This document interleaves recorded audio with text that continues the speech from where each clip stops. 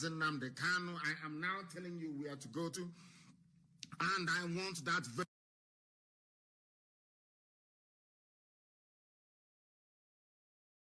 link distributed everywhere as well. Facebook will inevitably suppress us once they have designed and rigged their system in such a way that once we hit 7,500 people, automatically their system will begin to remove people. They will begin to remove people until it comes to 337. Once they get to 337, they shut it down completely.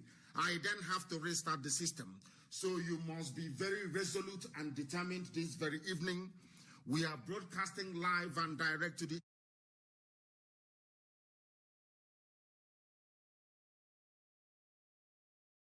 I then have to restart the system. So you must be very resolute and determined this very evening. We are broadcasting live and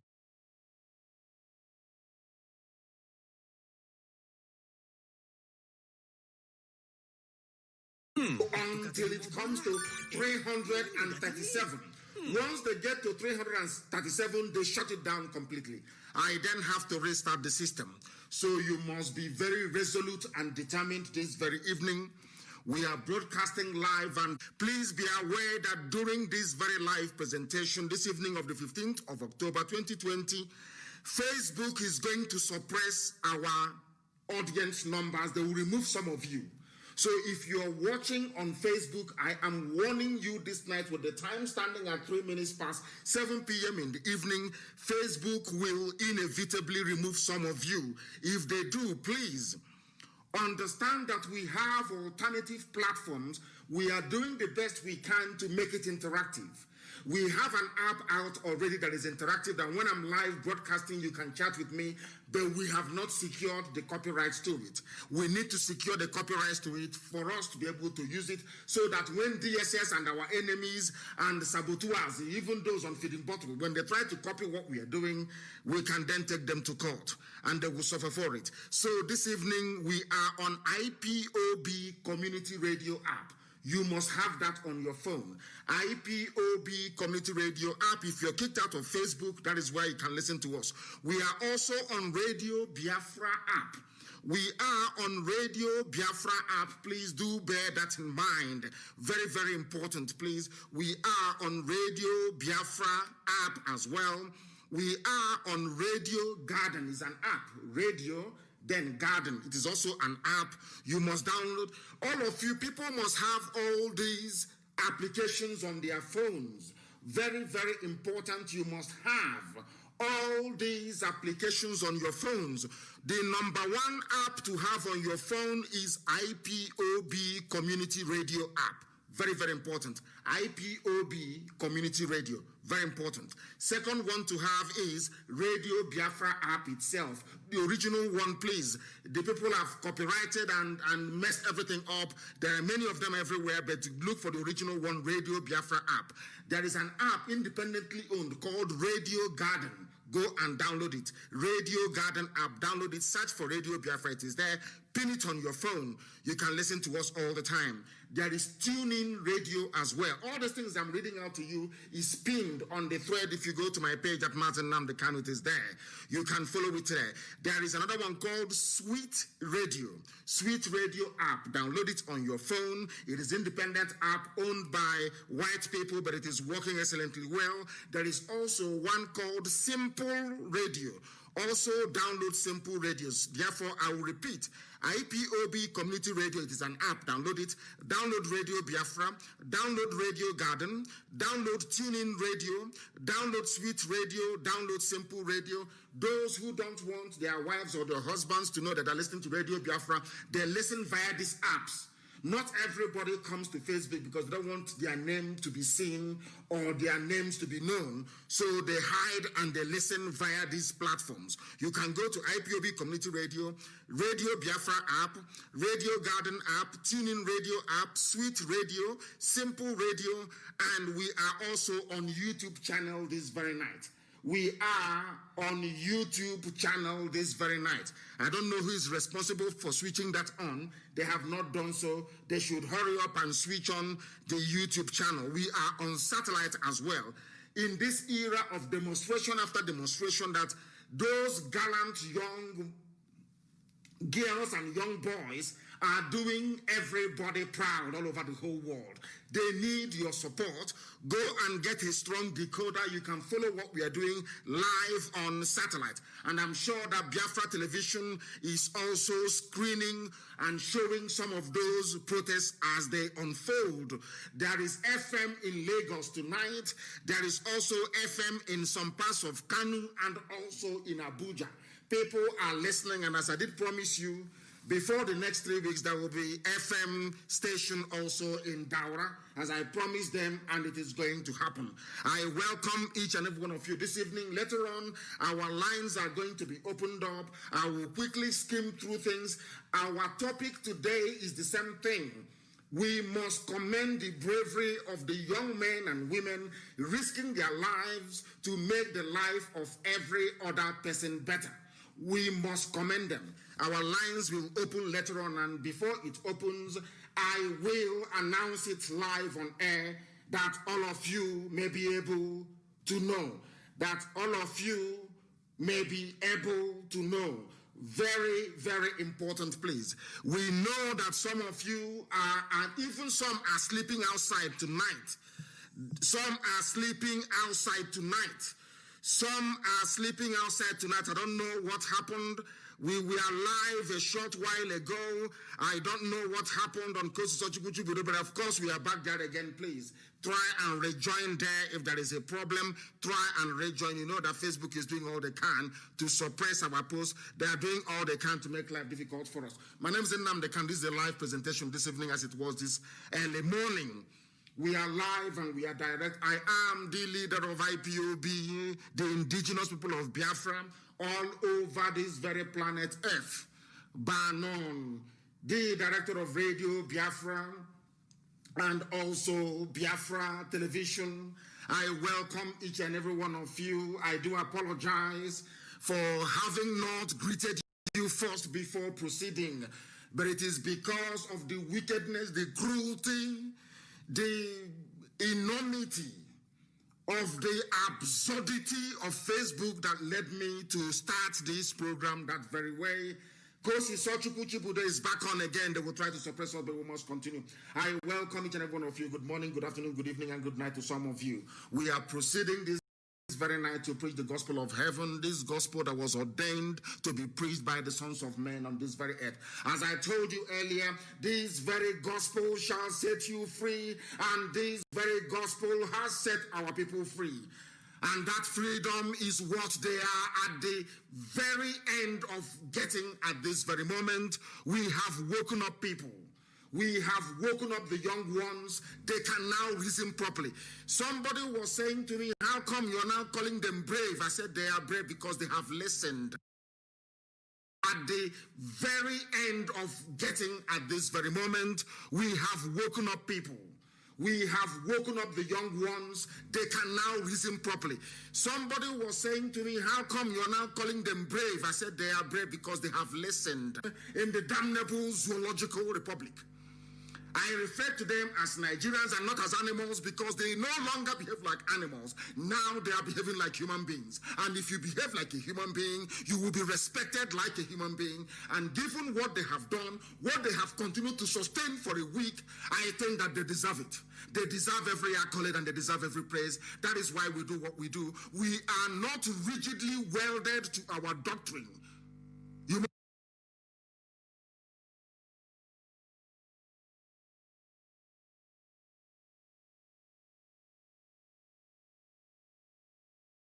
You must have the common sense to understand this.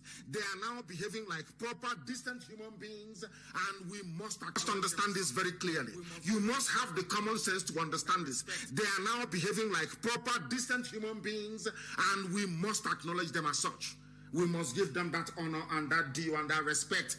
Anybody who is participating in this ongoing protest deserve praise, and we must praise them accordingly. And you don't know what happened today in Abuja. They are now rejecting people who will come to them and make money with them. The message we are preaching on this platform is permeating their senses. And now we can say that the reason and the essence of having Radio Biafra has been truly attained, because everywhere they are saying the lectures on this very platform was what propelled them to reason and to do something about their plight. We commend each and every one of them, but we must pray for them this evening. And I'm going to pray in English language so that they can understand. Everybody who is out there protesting, everybody who is sleeping outside, you're a young man, you're a young woman, you are a hero, and we are going to pray for you this very evening to continue this very excellent work you're doing. You don't understand the importance of what you're doing until the end of this very race. You people have embarked upon something that no other generation has been able to do before. Therefore, this very class of 2020 will be marked out indelibly forever and ever as the youths that did something that marveled the whole world. That is why you cannot give up. That is why you cannot stop. Now we are going to pray for each and every one of you. All of you, we are going to pray for you this very evening, regardless of where you are. O Lord God Almighty of infinite mercy, this very evening, morning, afternoon, or night, depending on where your children are, all over this very world, we humbly implore you to look down on your children now engaged in this very protest, in this very battle of will between what is good and evil in the damnable zoological republic. Do not count the sins of all these young people. Do not hold it against them, but grant them, O Heavenly Father, through repentance in the heart, that the loss of the human heart, money, greed, and avarice may be conquered by your spirit of gentleness and righteousness. Look in mercy on those immediately exposed to the dangers, to the bullets of the police, the bullets of the army, those who are being this evening tortured because of their faith and their belief that good must always prevail over evil. We give them unto your loving, ever-caring hands, so Heavenly Father. Those who have been sent by thugs, those thugs who have been sent by Tinubu in Lagos and Lagos State Governor Sanwo-Olu, those thugs that he has sent, touch their hearts, oh Father in heaven, that they may understand the foolishness of their ways and repent. We hand over those who are in Abuja being attacked, those who are being attacked in Lagos, we hand them over to your care. You will comfort those who were arrested, those who have been beaten, those who have been tortured. You will relieve the sufferings of the wounded, and you will show mercy unto the dying, because many have been shot dead, many are walking about with bullet wounds, some are receiving treatments in hospital. According to your good and gracious will, remove all the veil of ignorance and stupidity in the lives of your children. Make them to rise up as the gallant men and women that they are, to confront this evil and to subdue it. And in the end, you will restore peace amongst the people who have been put together in that damnable contraption, the zoological republic. Through your mercy we pray tonight and forevermore. He said, we must worship Elohim, the most high God in heaven, the creator of all that is around us, and that is what we have done. We are proceeding this evening unapologetically. We are proceeding this evening uncompromisingly to preach the gospel of the restoration of the kingdom of heaven upon the face of this very earth. We thank once again everybody who is involved in the End SARS campaign. Before I came on air, there was something we posted on my page. I want to thank Google, and I also want to thank Twitter for what they have done. The Google CEO issued a statement. The CEO also of Twitter issued a statement. We are waiting for Mark Zuckerberg to also issue a statement, but we very much doubt if Facebook will actually support this very effort, because they collected money from the zoo and they are working for the murderous regime in the damnable Zoological Republic. I will advise those who are calling now to please refrain from doing so. We shall do our presentation in our normal way, and then after that we shall open our lines for calls to be taken, and this evening I will take your calls, I can assure you. If you do not, before I came on air also, I stumbled upon this very brilliant and exceptional write-up, which I have been compelled to read out to the hearing of the whole world. Because some people do not know why the protests are going on. Some people do not know why young people are sufficiently aggrieved to risk their lives to come out on the streets to do what we have been asking them to do for very many years. That if you do not rise up and do something, your plight will even worsen. They listened and they came out. We now want to let you understand the reason why people are protesting, the reason why young people are angry in Nigeria, and the reason why things can no longer be the same going forward. And more critically, the reason why they cannot stop now. Because if they stop now, it is over. They are finished. They must understand this. And please listen very attentively and listen very carefully this very evening, morning, afternoon, or night, depending on where you are. If you do not understand why the youths are risking their lives to protest, here are a few reasons why. The reason why they are protesting is because now they understand how the world works. That if you want something to change, you must take action yourself. Any change that you want to see in your life, the action must start with you first. That is what they have now acknowledged. That is what they have now realized. And that is what they are manifesting on the streets all across Nigeria. I want to tell you why they are protesting, so that the world may bear us witness, that they may understand how angry young people are. That is one for Ifeoma Abugu, a 20-year-old young lady. She just graduated and was in NYSC, the National Youth Service Corps that they have, the 1-year corps that they have to try to unite everybody to make them one Nigeria. She was arrested in her boyfriend. She was arrested in her boyfriend as to why these young, aggrieved people are protesting. We want to remind them that they may know. We want to remind Facebook to understand the demon we are fighting. We want people who are working for Facebook to understand the enormity, to understand the wickedness, the murderousness of the Nigerian police. They don't know this. And army. Everything holding an AK-47 in the zoo is dangerous for you. Ifeoma Abugu, 20 years of age, abducted from her boyfriend's house. She graduated NYSC student. NYSC, whatever they call them, service personnel with NYSC. She was actually serving Nigeria.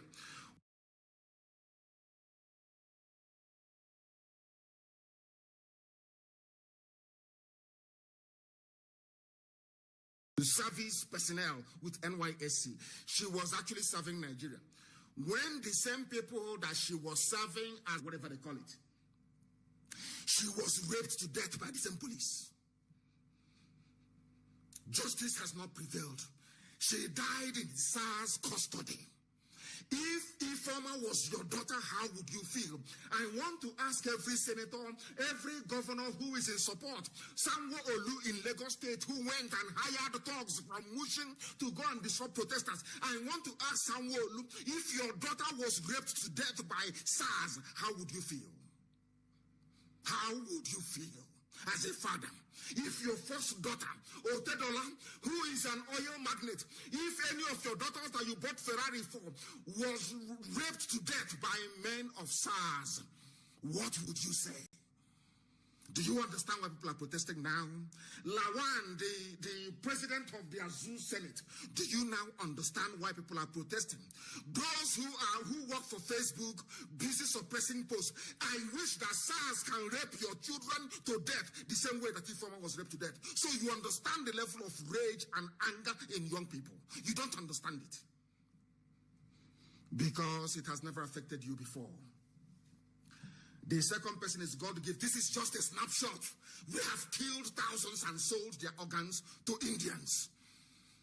And you're asking them to leave the streets to come back and do what? To more rapes and more death and more extortion. Is that what you're asking them to leave the streets for? They have started and they must finish it. That is God Gift Ferguson, Ekerete, 24. Tony Oruama, 21. Harry Ataria, 26. They were all arrested during a raid and then killed in detention that same day on 3rd of July of 2008. They were falsely accused of being armed robbers and cultists. The police officers responsible are still free, roaming the streets. If they are guilty, is it the job of the police to execute them? They were taken and executed in cold blood, their organs harvested and sent to India. For those of you who don't want transplant, I hope you're following. In case you come out tomorrow morning, oh, this is too much, I'm losing my business. People lost their lives at the hands of these savages. People lost their lives at the hands of these SARS. So you don't even understand what the parents are going through. There is Kolade Johnson.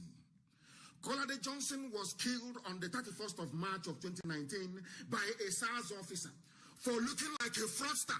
The reason why he was killed is that his appearance looked like a Yahoo boy, like a fraudster. Because of that, he was killed. But he left his home to go and watch Liverpool match versus Tottenham Hotspur and never returned. The officers responsible are still free, roaming the streets. No justice whatsoever. None whatsoever. Now I'm asking those who are asking people to stop protesting, what is going to happen to the officers that raped and killed Informer, that killed God Gift Ekerete, Tony Oruama, Harry Ataria, that killed Kolade Johnson? What is going to happen to them? No, they're joint SWAT? Nothing. So before people are called off the streets, there must be a public inquiry. There will be a public inquiry televised for the whole world to see. DPOs, the commissioners of police, will be called to testify before the whole world why they were killing people's children, killing their sons and their daughters. Most of them are graduates, no jobs. You gave them no jobs. You denied them opportunities to become human beings, and yet you killed them. And you're asking them to come off the streets. We are continuing. There is Chibike Nnamdi. He is 23 years of age. Chibike had his life cut short on the 24th of July 2009 when the Nigerian police raided a guest house in Iguacha, that is River State. After several searches at the police station, his family later found out about his death. The police has refused to comment on his death till this very day. And you know the worst thing that can happen to us is to kill us and then to take our bodies away. Because we do not believe that anybody who is dead should be left elsewhere, his soul roaming all over the place. He must be interred and put into the ground. We don't cremate, we bury people in the ground. As Chukwukikabiama, God Almighty in heaven, instructed our ancestors to. You must understand what is happening. You must understand the anger, the level of anger that people have in them. That anger is now boiling over onto the streets. Imagine if you're the father or the mother of Chibike Nnamdi, only 23 years of age.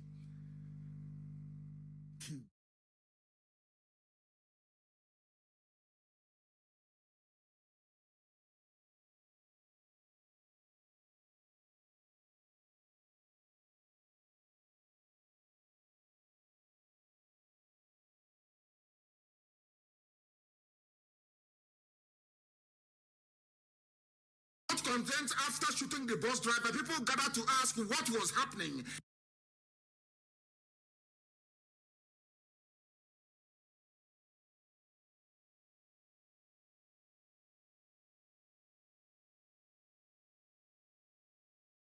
Content after shooting the bus driver, people gathered to ask what was happening.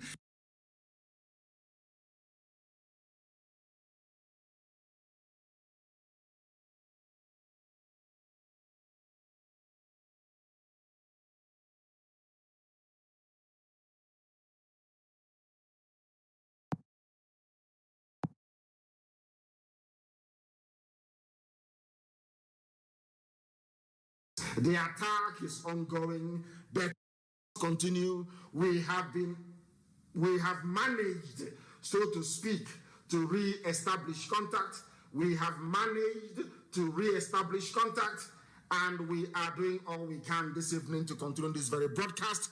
Of course, there will be a repeat broadcast. There will be a repeat broadcast. There will be a repeat broadcast. I need to be told, I need to be given the information as to what is happening. People should not become unduly perturbed or alarmed. Of course, there was a slight break.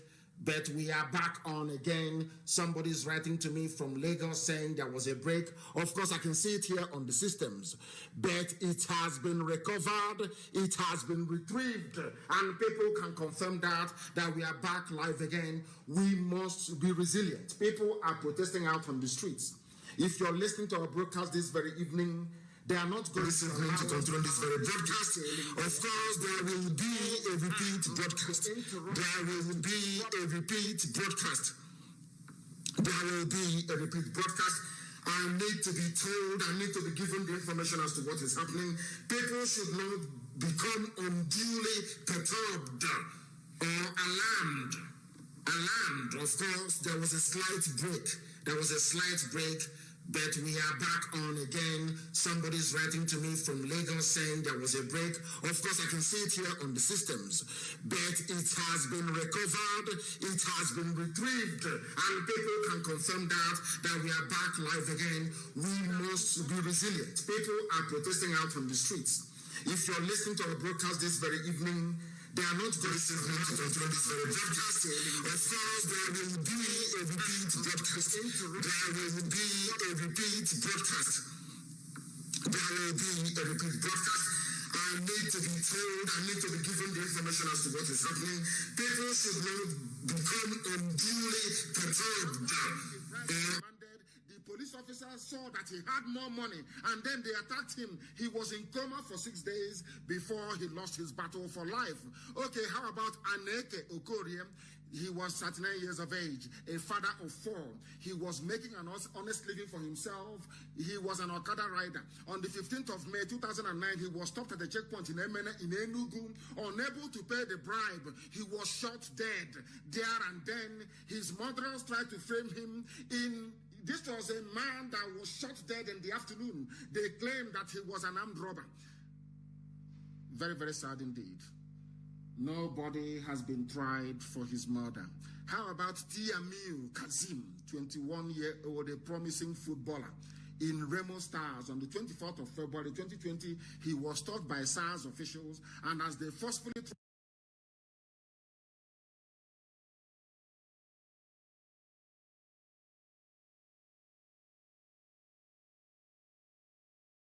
tried to take him into custody, he fell out of the SARS vehicle and was run over by a motor car that was coming behind. 5 more people were killed.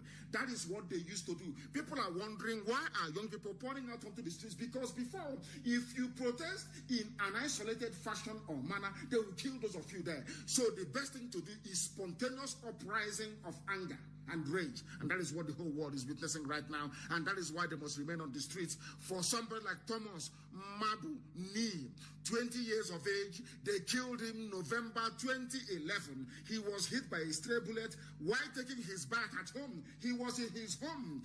People would have thought that being at home would have been the safest place. He was at home having his shower. A police bullet came from nowhere and struck him. Went to deposit his body at the mortuary. They were not even allowed to retrieve his body because they complained to the police and said, you shot our boy and you took him away. Where is his body? They couldn't even show the parents. That is Nigeria for you. One Nigeria for you. That is what they do to your children, if you don't know. How about Peter Chibuzo? He was a Uniport student, University of Iguacha, University of Port Harcourt, they call it. He was killed on the 11th of April 2016 during a students' protest organized to oppose the increase in school fees. The same politicians today who are asking you to leave the streets. When you protested against the increase of your fees, they asked people to go and kill you. Chibuzo was killed. He was killed. He was reading management sciences at the time of his death. His killers are nowhere to be found. How about Daniel Ikaguchi? He was only 20 years of age, and his friends were waiting for him outside a hotel for a taxi in Iguacha when he saw a SARS officer and ran away in fear of being arrested or extorted. The officers accused him of being a criminal and an armed robber, and his friend was unpacking his bag for searching, because when they arrest you, they say, we need to search your bags. They were searching his bags, and in the process, they shot Daniel. They were then arrested, and Daniel was given no medical attention. When his family heard about it, it was too late. He was already dead. How about Linda? They don't even discriminate if you're a boy, if you're a girl. That is why every boy, every girl must be out on the streets protesting. This one is Linda Igwetu. Linda died. They killed her on July the 4th of 2018. She just finished her youth service in Abuja. They hate young people. You know this Janjaweed. They are full, and these are terrorists. They hate you. Once they see that you're a graduate, you're from the south, and you're doing a bit well, you're gone. They will kill you. Killed by a SARS officer. The name of the SARS officer that killed Linda Igwetu is Benjamin Peters. Linda was on her way home with her friends. When they rushed her to the hospital, the doctors refused to treat her without a police report. A little girl that the parents scraped and suffered and put through university. She died. How about Chukwuemeka Matthew Onovo, 22 years of age, left his house on the 4th of July 2008. There was a shootout nearby, and Chukwuemeka was hit by a stray bullet as usual. When demanding to know where his son was, the police told his father that he was an armed robber. When eyewitnesses refuted it, the officer responsible was not brought to justice. That was how it ended. It is not just there. How about Musa Samani, a graduate of computer sciences, on December the 4th, 2019, was killed over a minor misunderstanding in Kanu State. His killer has not been brought to justice. So before you call the youths of Nigeria that they are very lazy, weak criminals, or any other name that you may wish to call them, of course, apart from zoo animals, any of these people that they killed, are you telling me that they deserve to be shot to death? That is why SARS must end. That is why SARS must end. They must go today. That is why there will be no SWAT. That is why there has to be a root and branch reformation. That is why there has to be a public hearing that the world may know that the zoo is not.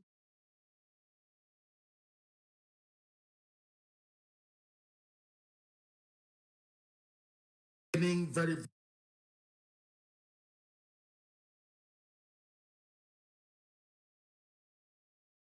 understand why young people are out on the streets and campaigning very vociferously for the end.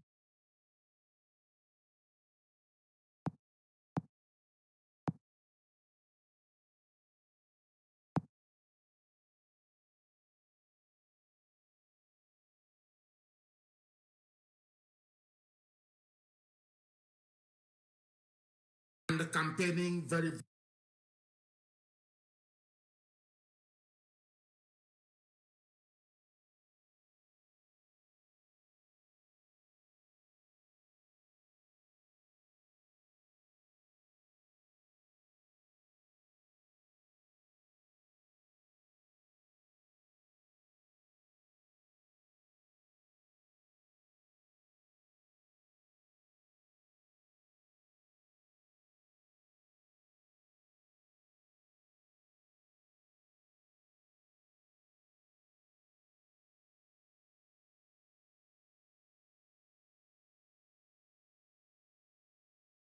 he was making an honest living for himself.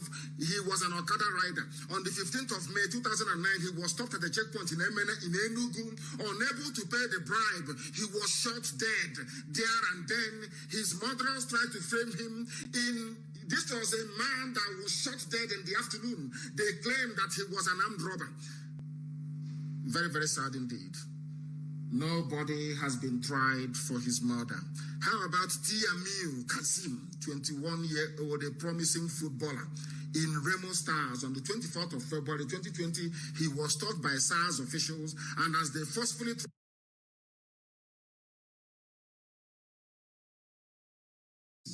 try and bear with us. Try and bear with us. Yes, we are back on again, and we are good to go once again.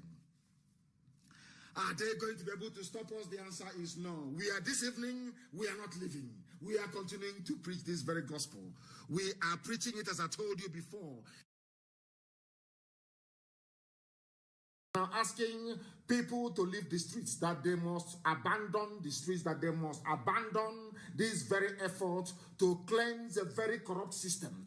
This once I wouldn't even call it in a lifetime or in a generation, once in the history of a people, this is the only time that they have to register their anger. This is the only time they have to say how upset they are about all the goings on in the zoo. The president of the Senate, Ahmad Lawan, on Thursday, advised the anti-SARS protesters. He advised them to end the agitations on the streets. He said it will enable President Major General Muhammadu Buhari, who is in a grave in Saudi Arabia, to work on the implementation of their five-point agenda. Is that how it works? I want to ask Ahmad Lawan, is that how it works? When people risk their lives, you have killed so many people, they come out on the streets, you begin the implementation of those 5-point plan before they go back. That is how it is done everywhere in the whole world. When people are protesting against injustice and they are out on the streets, you need to pacify them. You need to meet all their demands before they go back home. It happened in Mali. Today they said somebody is briefing us over what is happening in Mali. The Malians came out on the streets of their capital and said enough is enough, until the corrupt regime, the corrupt Janjaweed, the Fulani regime was overthrown. That is a fact of life. Now, Lawan, who has not lost the son or the daughter to SARS are even the ones protecting him. He's asking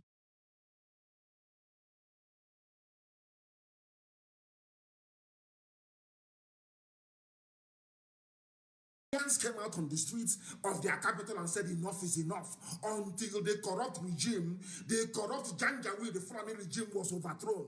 That is a fact of life. Now, Lawan, who has not lost the son or the daughter to SARS are even the ones protecting him. He's asking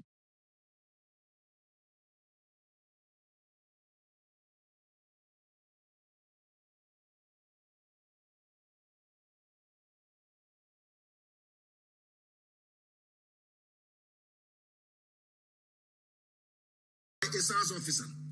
The name of the SARS officer that killed Linda Igwetu is Benjamin Peters.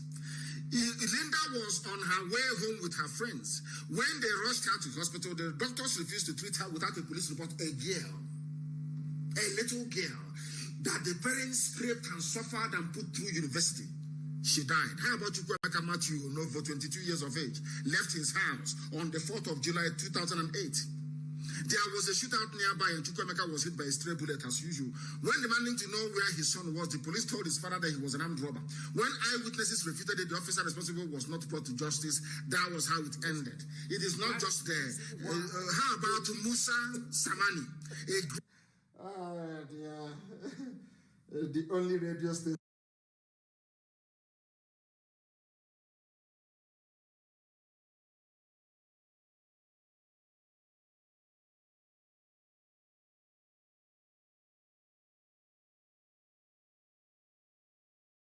SARS must end. They must go today. That is why there will be no SWAT. That is why there has to be a root and a branch reformation. That is why there has to be a public hearing, that the world may know that the zoo is not.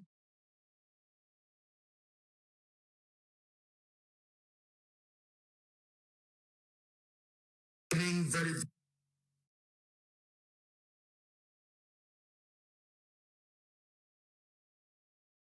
understand why young people are out on the streets and campaigning very vociferously for the end.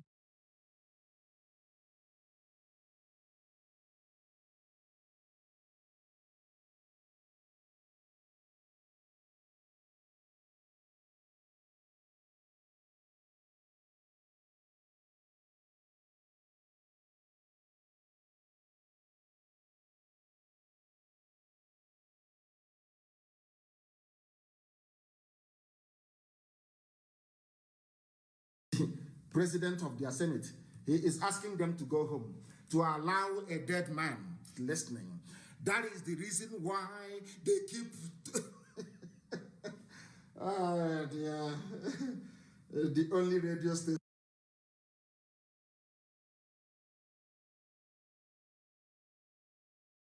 gospel. We are preaching it as I told you before.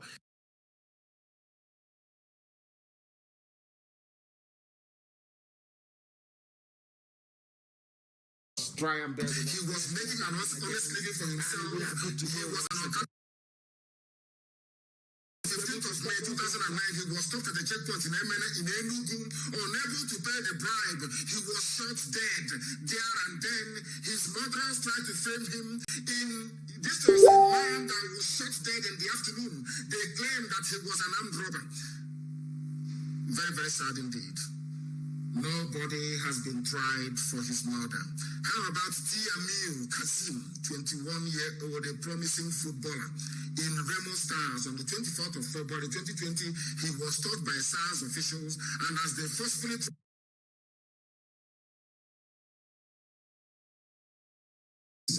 try and bear with us. Try and bear with us. Yes, we are back on again, and we are good to go once again. Are they going to be able to stop us? The answer is no. We are this evening, we are not leaving. We are continuing to preach this very gospel. We are preaching it as I told you before. Now asking people to leave the streets, that they must abandon the streets, that they must abandon this very effort to cleanse a very corrupt system. This once I wouldn't even call it in a lifetime or in a generation, once in the history of a people, this is the only time that they have to register their anger. This is the only time they have to say how upset they are about all the goings on in the zoo. The president of the Senate, Ahmad Lawan, on Thursday, advised the anti-SARS protesters. He advised them to end the agitations on the streets.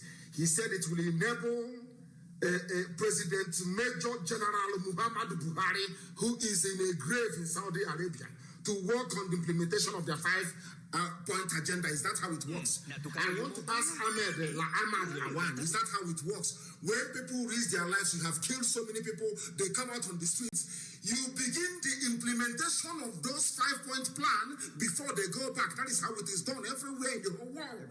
When people are protesting against injustice and they are out on the streets, you need to pacify them. You need to meet all their demands before they go back home. It happened in Mali. Today they said somebody is briefing us over what is happening in Mali.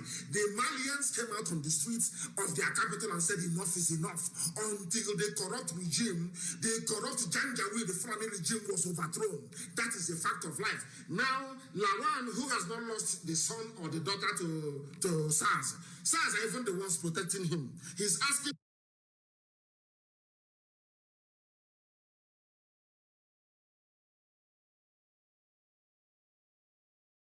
came out on the streets of their capital and said enough is enough, until the corrupt regime, the corrupt Janjaweed, the Fulani regime was overthrown. That is a fact of life. Now, Lawan, who has not lost the program today, we are going to finish it. We are going to finish it.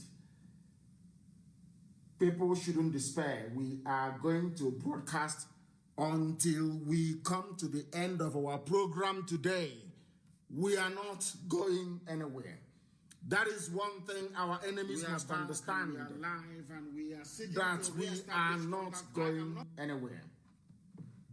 As I was saying before, the rude interruption from the forces of darkness and iniquity, I want to make it abundantly clear that we are back. We are not going anywhere. Give to him now. We are not going. We are back. Of course, we are back. This night I'll preach the gospel. I was telling them for very many years, and now that young men and women have risen up, the world must hear their cry. Humanity must respond to their yearnings, and all the demands that they have made must be acceded to. That is where we are, because the president of the Senate of the Zoo, Ahmad Lawan, with all due respect, you know nothing about what people are suffering. You have no clue. You have no idea. Your interest is to sustain one Nigeria so you can be Senate president. You can be voting yourselves large sums of money every blessed year for doing absolutely nothing. These young people do not have any employment. They scrape and their parents suffer. They put them through school. They graduate. But there are no jobs. And to add insult to injury, you send your SARS to kill them. You have not done anything. You're asking them to go back home. Then you look into it. I want people to understand that is not how a revolution works. When people start to agitate en masse for something of this magnitude, you stay where you are until they implement all those things. Until they implement them. He stated that to expedite action on the reform for peace to reign, you don't beg anybody. I saw somebody tweeting earlier today or responding to a tweet. You don't beg them. Somebody said they treat them like your children, but they are your children. Jobs. And to add insult to injury, you send your SARS to kill them. You have not done anything. You're asking them to go back home. Then you look into it. I want people to understand that is not how a revolution works. When people start to agitate en masse for something of this magnitude, you stay where you are until they implement all those things. Until they implement them. He stated that to expedite action on the reform for peace to reign, you don't beg anybody. I saw somebody tweeting earlier today or responding.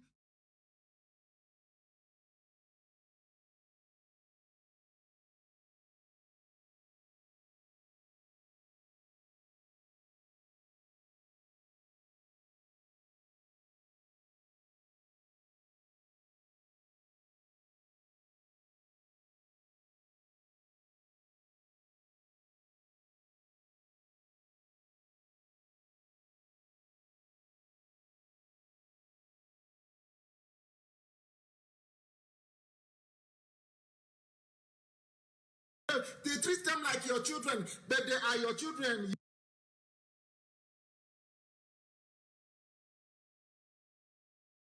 All those things until they implement them.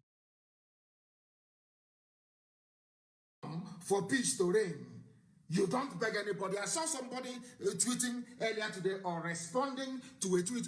You don't beg them. Somebody said they treat them like your children, but they are your children.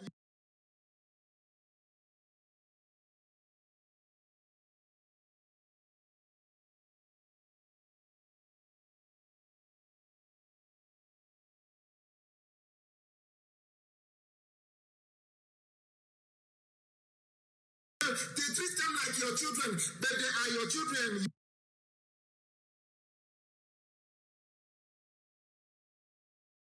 All those things until they implement them. For peace to reign, you don't beg anybody. I saw somebody tweeting earlier today or responding to a tweet. You don't beg them. Somebody said they treat them like your children, but they are your children.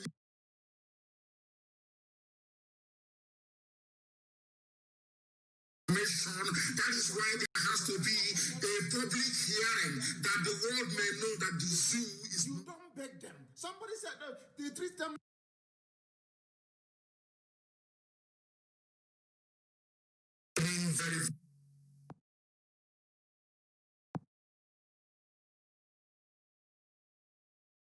Understand why young people are out on the streets and campaigning very vociferously for the end. That we may be very, very close to fixing it this very evening. Our enemies are not resting. Our enemies are not resting, but we are preaching this gospel all the same. We are doing all we can. This is amazing, isn't it? This is amazing. Every 10 minutes they try to cut us off. He is asking them to, but we are going to preach this very gospel this evening. Please do bear with us. I believe that the systems are okay now. All systems are go. We are live and we are direct. Elohim Chukwokika Biama Purumi Henine is in heaven presiding over our proceedings on this very earth. We must preach this very gospel. We are back once again. We are back on all our platforms. We are back and we are preaching the gospel of the Most High. As I was saying earlier, before the crude interruption once again this evening, we want to prove to them that we have a never say die attitude.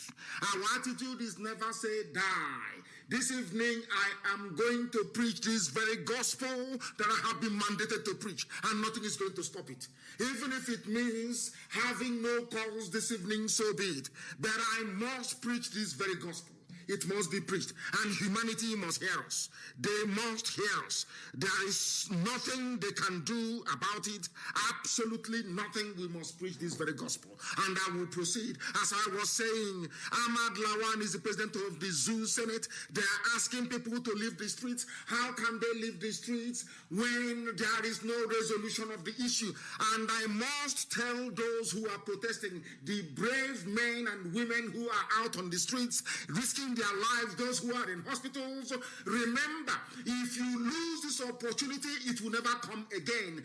This is your only chance to catalog and to tabulate all your grievances and your demands. If you abandon this very effort, anybody coming out tomorrow, they will say no, that they are not serious, that we can buy them out, we can outstay them, so to speak. They will employ the same tactics of getting their thugs, getting their Senate president, talking rubbish all the time, and you go back home. If you abandon the streets now, you are finished. You are never, ever going to be able to survive again. All our platforms should be working. The person responsible for YouTube should please try and switch it back on again. Try and switch it back on again. We are live and we are continuing this evening. They think they will do this and then we'll abandon what we are doing. They are mad. We are going to preach this very gospel this very evening. And the whole world must understand. Facebook can remove as many people as they like. I have told you, if they remove you, you go to IPOB Community Radio. Anytime they remove you, you go to IPOB Community Radio, go to Radio Biafra, go to Tuning, go to Simple Radio, go to Sweet Radio, and also go to Radio Garden. In all these places, you will be able to participate. They are now saying that everywhere is more stable now. We told them we are going to fix it, and we have done so, and we're going to preach this very gospel. So do not leave the streets. Once you abandon the streets, you are finished. You are gone. You can no longer reclaim the initiative.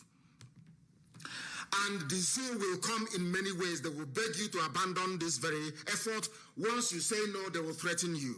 You will say no, they will try to impose restrictions and measures on you. Once you still say no, you are not going to give in, you are not going to capitulate, you are not going to cave in, believe you me. Their last resort is to call the army. But I can tell you from the messages I've been receiving from service personnel in the Nigerian army today, when they leave their barracks, no soldier from the Middle Belt, none from the South, will fire at the protesters. I just got the confirmation this very evening from a very high-ranking officer. They told me that they are following everything that is happening and that they are listening to Radio Biafra. That if they are asked to go out on the streets to kill the protesters, that they will not do it. That was the confirmation that I got this very evening before coming on air. So be rest assured that nothing is going to happen. And as I have told them, if the army comes out, then IPOB will also come out to make sure that those who are protesting are defended. Those who are protesting, they must be defended. They must be defended. And we are going to do so. Therefore, this protest will continue unabated until the results begin to trickle in. Rather than asking them or saying, we are going to ban you, you should try and accede to their demands. It's as simple as that. This evening, I'm beginning to news that the Federal Capital Territory in Abuja has banned protests. They have banned protests, yes, because it is not favoring them. You see the way they behave, the Janjaweed. Abuja is baggy land. People in Abuja are listening this very evening. It is a baggy land. It doesn't belong to Fulani. It doesn't belong to the Janjaweed. They must rise up now. I'm not even talking about the End SARS protesters. People must rise up now and tell those in Federal Capital Territory that it is the baggy people, that the baggy nation that owns Abuja and not Fulani Janjaweed. Now is the time to do it. All of you who are in Abuja, who have been claiming marginalization for very many years, go out now on the streets and support those who are fighting for you, those brave men and women who are on the streets fighting. Go and support them. You must go to support them. Very, very important, very, very critical. Very, very critical. You must do that. The Federal Capital Territory Security Committee has banned SARS. Who are you? You, on one hand, you're claiming that to protest is a constitutionally guaranteed right. On the other hand, you're banning it. For you to ban protest, you must go to court. The court of law must interpret it. You don't have the power to just rise up, because what they are doing has been enshrined in law. It is a law. It is a lawful undertaking.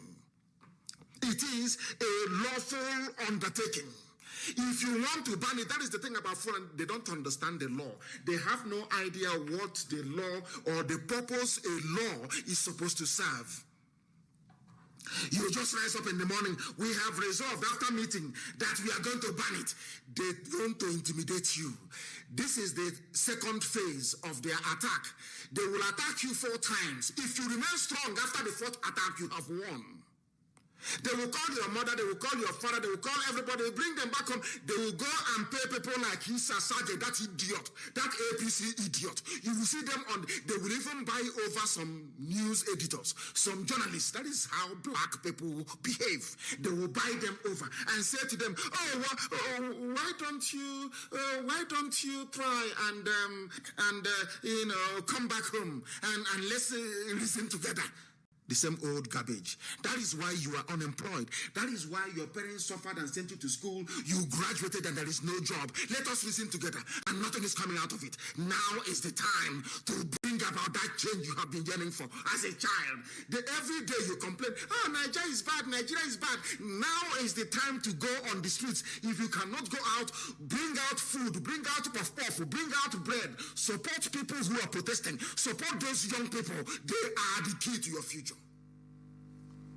These are the things they must understand. People, we are getting a report that protesters are being taken in places like Obomo Show, and they were packed into a police van and taken to an unknown destination. And people must stop the arrest of their fellow protesters. That is how it is done. You don't allow them to arrest anybody. Don't allow them to. Because if you do, you're finished. What they will keep doing is keep trying your resolve. Every blessed day, they will keep trying your resolve. But you must say no. You must say no. They want to head you the same way they head cattle. You know when a bookie comes and is hitting the cattle, she's hitting the cattle with stick. Cattle will go here, cattle will go. They think you're a cattle. They think they can head you towards any direction of their choice. The people in Abuja saying that they are banning it, people should go and blockade their offices. Blockade their office, they cannot get in. That is how you conduct yourself in a revolution. That is how it is going to be done. If you leave it and go away, in the next 5,000 years, nothing will happen in the zoo. The Fulani would have won. They will introduce their Ruga. They will introduce their highway for cattle. Every nonsense, they will pass it and you cannot do anything about it. Now is the time to stand very strong and very firm to say enough is enough. We have had enough. Now is the time to do it. Now is the time to do it. If you do it now, believe you me, it is all over. It is all over. Everything you want in your life will come to fruition. This evening we are live and we are direct and we are preaching this very gospel that we have been mandated by heaven to preach. They are ending, they want the SARS campaign to end, but they are opening NYAC camps. After going to your NYAC, you come out and they will kill you. They are opening NYAC camps. That is what they are doing. But you claim that because of COVID-19, that people should not come out to protest. Who told you that? George Lloyd was killed at the height of COVID-19. People came out to protest. Americans are still there. The USA is still there till tomorrow morning. It hasn't collapsed. It hasn't fallen.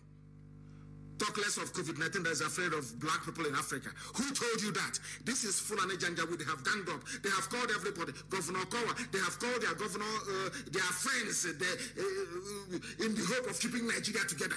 Sanwo-Olu in Lagos State. They unleashed their talks. Did not work. Now let us ban them in Abuja and see if it is going to work. These are the same politicians that some of you idiotically will be following left, right, and center and campaigning for. These are the people you campaign for. You put them in power. Look at all those governors you voted for. Look at them with the exception of Wike and one or two other governors that came out and spoke very well. Not the chameleon of Sanwo-Olu of Lagos State. He is a chameleon, an APC chameleon. His father, his godfather, Tinubu came out and told him, oh, why don't you do something? I want to contest for presidency. Because of Tinubu's presidency, people must die. They went and brought talks from Mushi. These are your so-called politicians that you're hailing. That is the reason why before now I kept castigating black people. But because of what the young people are now doing in the zoo, I'm going to be very lenient with them to see where they will end up, because I want them to succeed. We want their lives to be better. I want them to have a brighter future, a brighter tomorrow, not just for themselves, but for their children, even those unborn.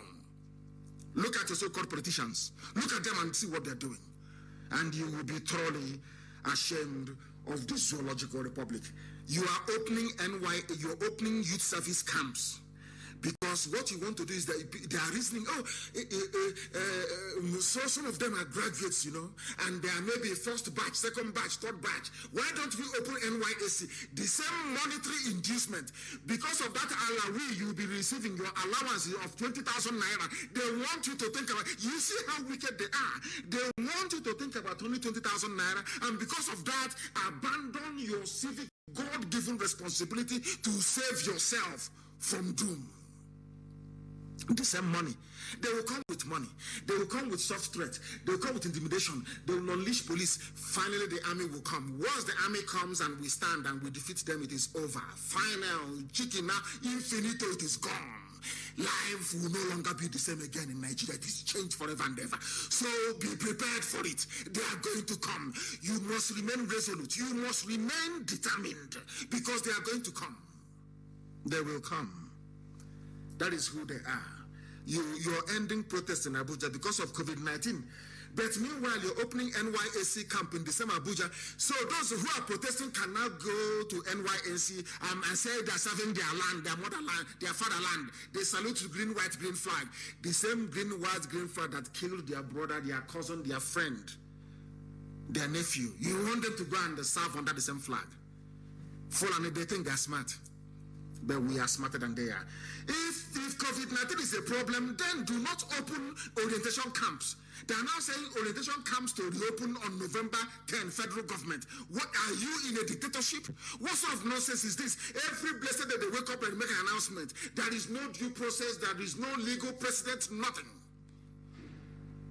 Because you are under the spell of Janjaweedism. And we are curing you of that illness. That disease, we are curing you of that. Because the zoo, if you allow it to stand, you will die. You will fall. It's either the zoo falls or you fall. You must understand that. Instead of them to say, oh, let us try and listen to their demands. Let us try and see what these young people are saying, if there is merit. Of course there is merit in it. If there is no merit in it, you know, because when somebody does good, I praise them. You do bad and you get the treatment from us. Today, I must say that after our morning broadcast today, Obiano came out and did something that I personally never expected him to do. This is how politicians behave, or should behave. You react to the people. But now that I'm going to say something nice about him today, maybe tomorrow now he will be worse than he was before. Because after our program this very morning, and after extensive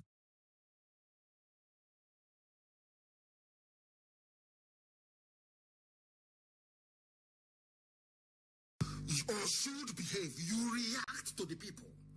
But now that I'm going to say something nice about him today, maybe tomorrow now he will be worse than he was before.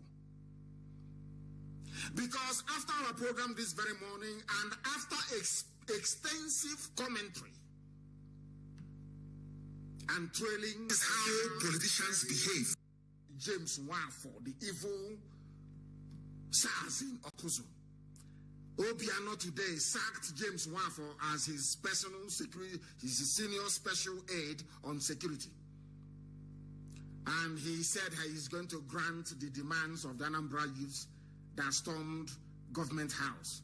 I hope the demand doesn't mean calling one or two people by the side and giving them money. You know, that is what they always do.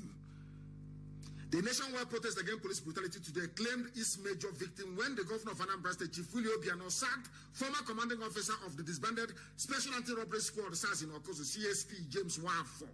He's now retired. Who has been repeatedly mentioned in the media for his high-handedness against suspects in custody and unspeakable violations of human rights. Obiano went further to say that this same Nwafo is going to face the law. I never believed in my life that will come on air to say that Obiano has done something nice. But that's what I'm doing tonight. That this is how people who have been elected into offices should be behaving. Not in a patronizing way, but to look at the cold, hard facts and take decisions. The evidence against James Nwafo is overwhelming. He also announced the setting up a special panel headed by the State Attorney General and Commissioner for Justice to document all human rights violations and abuses by SARS with a view to getting justice for the victims and bringing closure to old injuries. This is how a politician is supposed to talk in any civilized society. I can't believe I'm saying this about Obiano, but we'll leave him to continue because SARS was responsible for Mpo massacre as well. So we are waiting. It's not just to make this promise.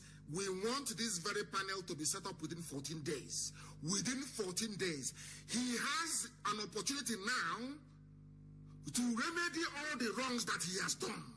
He must set up this very panel of inquiry within 14 days.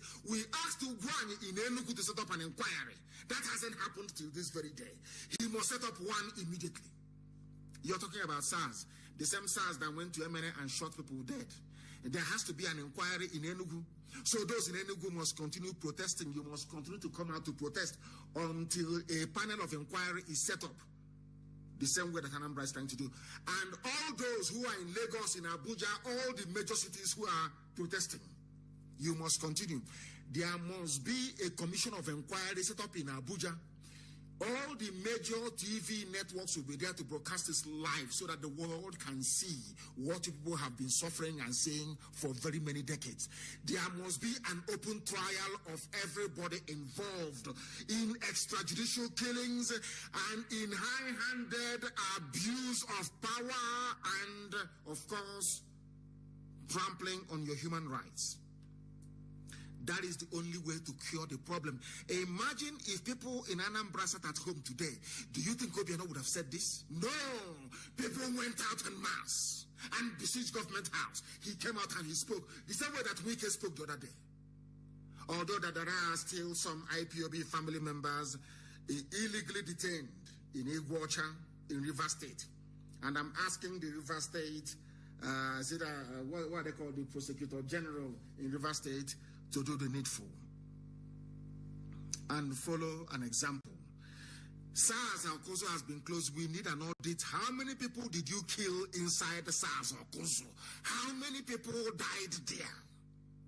Who appointed James Nwafo?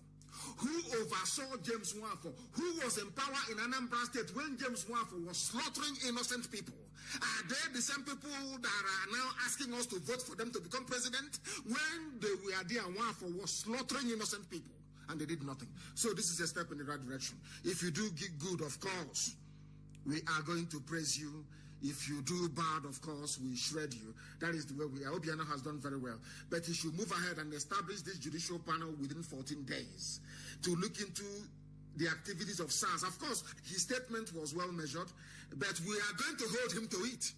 You just don't come out and say these things and think people will forget. These are just one words. No, we are going to hold him accountable. The family of victims must come out before the whole world to narrate to the hearing of the public what these evil people did, like James Waffle, with the bodies of those that they killed. It's not just that they killed them. What did you do with the bodies of the people that you killed? It's an abomination in our land to kill anybody and take the body away without giving them proper burial. Where are their bones? The families are asking. They are asking SARS all across Nigeria, where are the dead bodies of our children? For goodness sake. They're asking you we are banning protests. Who are you, Fulani Janjaweed in Abuja, to ban protest? Others may have indulged you. These are young people who are very angry and highly upset. They're not going to listen to you. Bring out that army. That thing you want to sit, that zoo will fall before your eyes. Mad people everywhere. Mad people everywhere. Obiano should set this thing up as quickly as possible. Let this not be the usual warm words that they offer anytime they are under siege. The same goes for all SARS operations across Nigeria. When will this audit? Some people say, oh, governor, come. The government said they are going. Can you imagine they are going to? You know, when we were very young, there is a saying, when we are young adults in those days, you know, I will say it in Igbo language so people can translate. That's what they used to say where we come from. When you are talking to a girl and she will say, oh, that day you buy Fanta, you buy biscuit, Malta biscuit, you buy Fanta, you buy Coke, Malta biscuit and chewing gum. And she said, oh, leave me, I'm going, I will come back this week. You know it's over, it's not going to happen. The same thing is going to happen here. When they promise you, when politicians promise you, oh, don't worry, we will. It's not going to happen anymore. We don't believe in we will. There is nothing like we will. Nothing whatsoever. Nothing like we will. What is happening is that you must do to convince the people, because they've been waiting. They've been killing and killing and killing. Oh, we will investigate. The Senate is sitting. There will be a report. There will be process. There will always will. Imagine a politician promising you something. It's like a lady in those days telling you, I'm going to come back next week. She's not coming back anything. Your transport fare is gone. You must understand these things. That is the way it works. That is the way it works. As somebody have said, Facebook must also ban themselves for anti-community whatever garbage. Community rules. They should ban themselves as well. And the SARS. And all the detention centers. You are asking people to leave the streets. Have you audited all the detention centers to make sure there are no SARS facilities available? The answer is no. When will the auditing of SARS detention facilities take place? Without undertaking, the most vital thing that the protesters must demand is an audit of every SARS detention facility. How many people did they kill? Where are their dead bodies? Before you even talk about people leaving the streets. You cannot get to the bottom of all these issues until what happened to these people are ascertained. This is the last chance to rescue what is left of their future. This is the very last chance to rescue what is left of the future of our children. And you're asking them to go in. And how the tables have turned. When Sanwo-Olu addressed the protesters the other day, I thought he was a very sensible man, a very reasonable man. But when the Fulani Janjaweed summoned him to come to Abuja for them to strategize, I knew that there was something wrong. Sanwo-Olu is now busy. Sanwo-Olu is the governor of Lagos State. The same idiot talking about democracy, talking rubbish all the time. These are the people that want their master, Tinubu, to go and become president. If you're behaving like this against protesters, how? Look at the way that Obiano behaved. If you're behaving this way, is this how you want to be president of Nigeria? Is this it? I don't know what is wrong with these people. Sanwo-Olu, from speaking like a human being, he went to Mushi and rented thugs. He went to Mushi and rented thugs. These are Bola Ahmed Tinubu's thugs in Mushi. This is the man that wants to be the president of Nigeria. This was the same man that called for a revolution during his Nadeko days. Tinubu, have you forgotten? You were in Nadeko. You were calling for revolution in Nigeria. As a Nadeko chieftain, you went on exile. Tinubu, you went on exile because you called for a revolution. Now people are rising up to say that the killing of their children, of their siblings, of their brothers, their sisters is not good, and you're unleashing thugs on them. Shame on all of you. You are unleashing thugs on them. Shame on all of you. Shame on all of you. Very, very sad indeed. Shame on each and every one of you who are supporting this evil. Thugs. These are young people. So they will say there is a clash between the two groups. And because of that, police moving, army moving, shoot everybody. That's what they want to do. And I trust people in Lagos. Anytime, I don't even want to talk about the Akpo 6. I don't want to talk about it. That one is, we'll get, let us get one for first. In handcuffs, answering questions in a court of law. Then we go to Akpo 6. We'll come to that later. When Akpo 6 happened, had what is happening now with the youths happened then, all the years of SARS killing wouldn't have happened. But they killed Igbo people, Akpo 6, in Abuja. Everybody went quiet. Everybody went quiet. They took their money as usual. They bribed those that they can bribe. Money exchanged hands, and nothing came of it. And that gave SARS the impetus to go on killing. If you want to know about the industrial scale killings of SARS, Special Anti-Robbery Squad, is started after the Akpo 6. They saw that nothing happened. The same way that the Buhari died, buried in Saudi Arabia, they brought somebody, put mask on his face. Before was Jubril al-Sudani. After Jubril left, ran away from Cuba, they now brought Yusuf Muhammad Abu Bakr. And you kept quiet. They realized how stupid people were. They said, okay, so you people are this foolish. You don't know anything. You're blind. You cannot see. They have now gone from impunity to impunity with greater degree of consistency. Because you did nothing. When they killed the Akpo 6, everybody kept quiet. Because they're Igbo people. The Yorubas didn't know it was coming to them. Some people from the north never knew it was coming to them. It has now affected everybody. You are now shouting the same thing that happened to Jubu, the same thing that IPOB was talking about. When we are saying all these things, when we say things and we discuss them and we say them, you must take it seriously at that time. If you had risen up when those Igbo people were killed, young people in Abuja were killed and robbed by Nigerian police, if you had risen up, there will be no way, there is no way that SARS could have done what they did. But you all kept quiet. That is how life is. That is how life is. You must understand it very, very clearly. So they must remain on the streets, please. Very, very important until we get to the bottom of all these issues. Because not only that, people are saying, even as the protest is going on, SARS is still killing people. And you want them to stop. I can't understand. I can't understand the mentality of some black people. I don't understand it. You must, people are now telling them, you must expose all those policemen who are killing protesters. Who are killing protesters, you must expose them.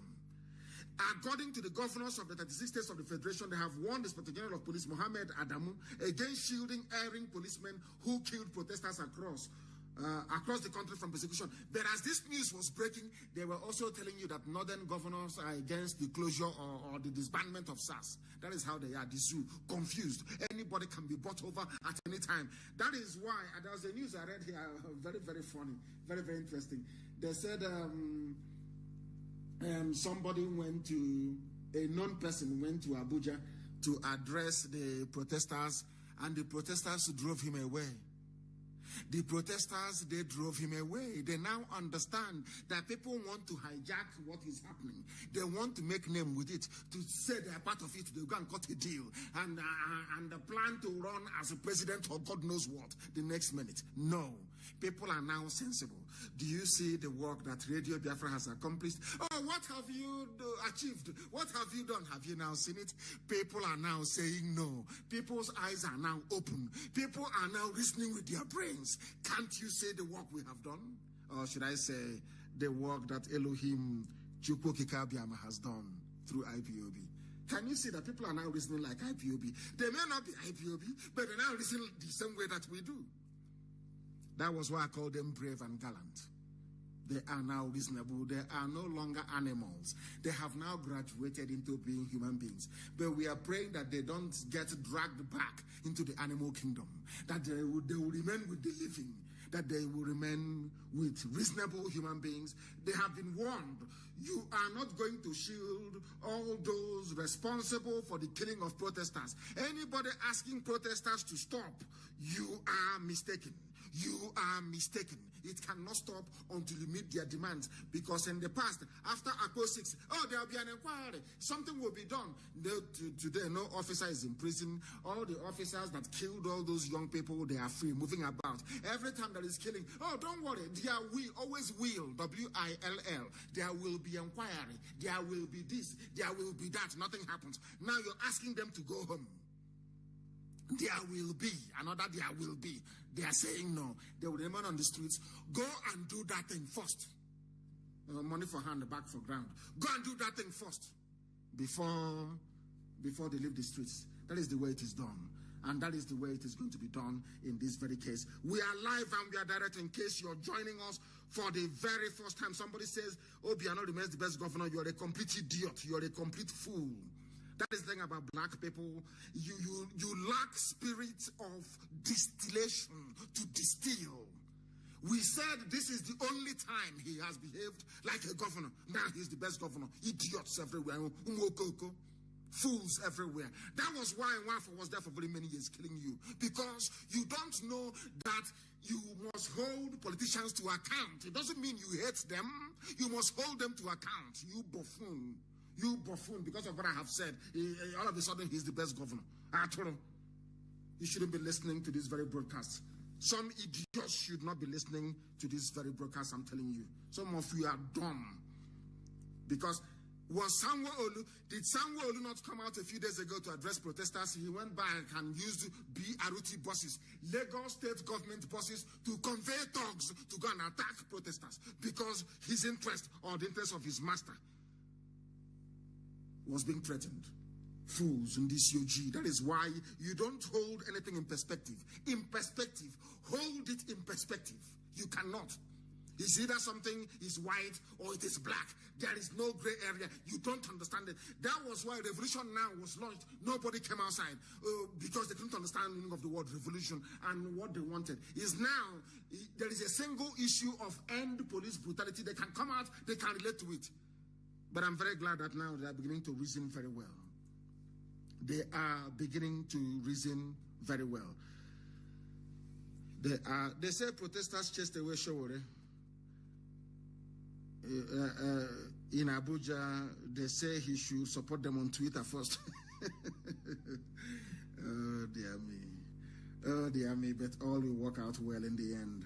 All will work out well in the end. I like what I read also about the governor of Kwara State. If what I'm reading is correct, then things are turning in the right direction. And if they had abandoned their positions and gone back home, I am not sure that what happened in Anambra State today with Obiano would have happened. I'm not even sure that what I'm about to read out to you, that they say happened in Kwara State would have happened either. Because from what I can see here, they are saying that the governor of Kwara State led protesters himself to police headquarters. I'm asking those that said, go home. Our demand, you met billionaires and you have been given some money. Please go home. Please go home. We have achieved our aim. If they had gone home yesterday, would Obiano have announced today that Nwafo will be put on trial, that our cause of SARS will be investigated? That is why consistency is good. Consistency is a very good thing. That is why imagine if we had closed down many years ago. Every time you talk on radio, this idiot has been going to the same useless church from day one as a child. Till today, he has not seen Jesus. Till today, he has not seen heaven. And he has no job at all. Do you see that now that we managed to sustain this momentum, that people's reasoning are now changing for the better? They now understand that we don't hate anybody. We don't despise anybody. Some of you may be shocked. There are some Fulani people that I have nothing against. It's the Janjaweed ruling cabal, the demons that you have in Fulani land that I'm against. People don't understand it. I remember a few years ago, oh, you hate Yoruba. I said, because you're very foolish, you don't understand. Nobody hates anybody. We need you to change. When we started this very project, they said he was rude, he's insulting Igbo people. I started with our own people. I started with the Igbos first, until they started to reason like human beings.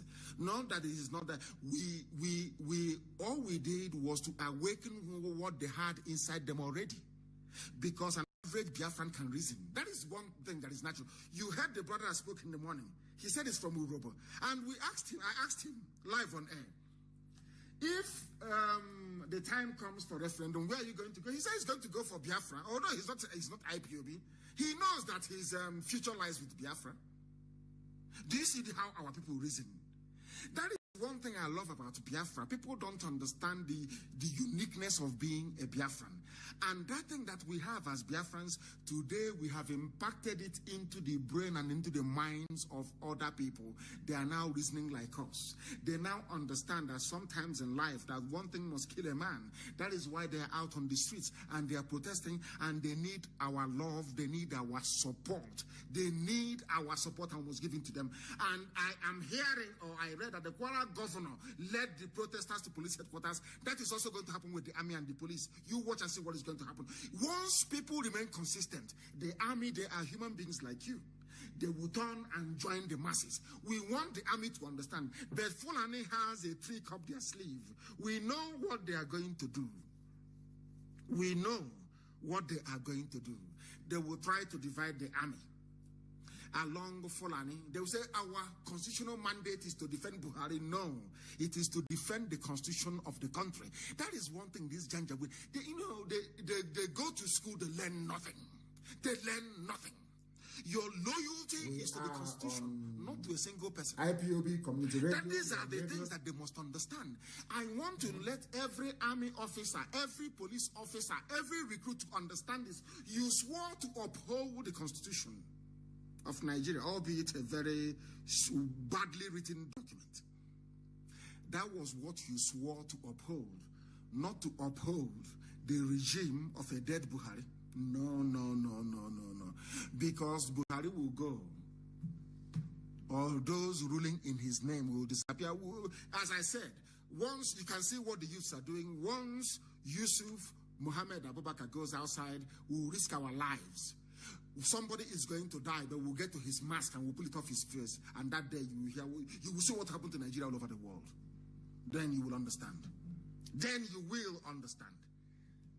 We are live and we are direct this very evening. I commend the Kwara State Governor as well. I commend the Kwara State Governor, Abdul Rahman, Abdul Razak.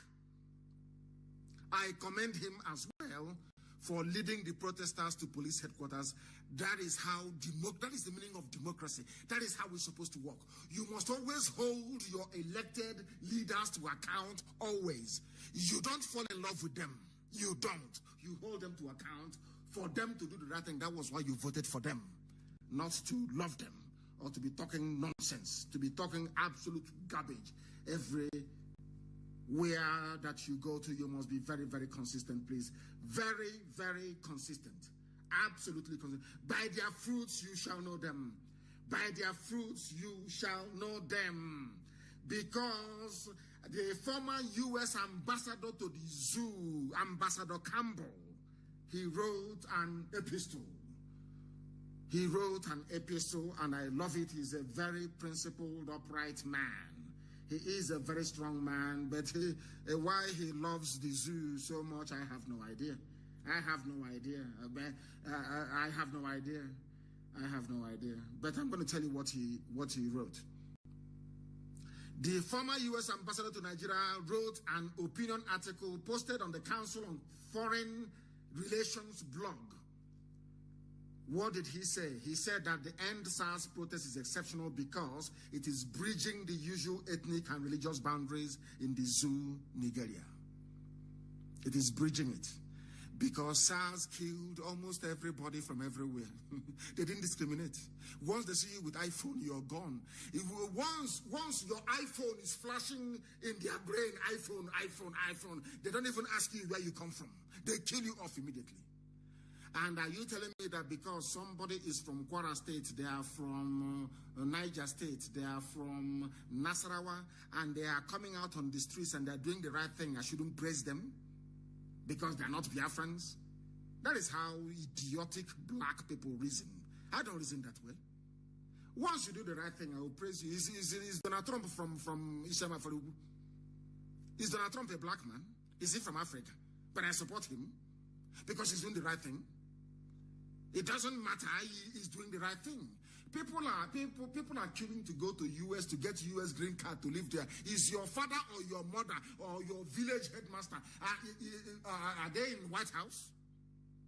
Do you know who they are? You go to America because of how the society is structured and the policies that governs the conduct of governance and the people. That is why you go to America. Not because somebody's from Izombe. I'm going to go to California because California governor is from my village, from Izombe. This primitive zoo politics that you play. If Abdul Razak behaves very well from Kwara State, I will praise him as the governor of Kwara State because he's doing the right thing. Do the right thing and we praise you. Do the terrible thing and we shred you. It's as simple as that. That is how honest and sincere that we are.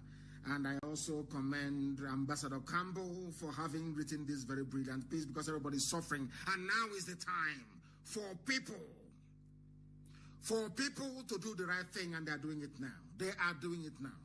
And Ambassador Campbell actually acknowledged that, which is a very good thing to do. You must acknowledge that things are happening. And they say that the military high command has warned the Zoological Republic. Because I want to let you know this evening, I told you that I got a message this evening from a high-ranking army officer. I won't tell you where he comes from. And he said to me, you know, I don't lie. I have no time for that. He said to me that protesters will not be shot. So I was flabbergasted when I went and I read online that the military high command, not Buratai Fulani army. Listen carefully. That is why everybody must support this ongoing protest. I'm telling you, it's achieving a lot of things. Military High Command warns against violent attacks on protesters for the very first time in the history of Africa. In fact, I won't say the history of Africa. I'll say in the history of West Africa. In the history of West Africa. The Military High Command warns against violent attacks on protesters. Can you believe that? After Buratai must have said, we are coming to defend Buhari's government. They said Buratai said, nobody saw him. Makandi blame. They will say, Buratai, you can never see him because he's gone never to return.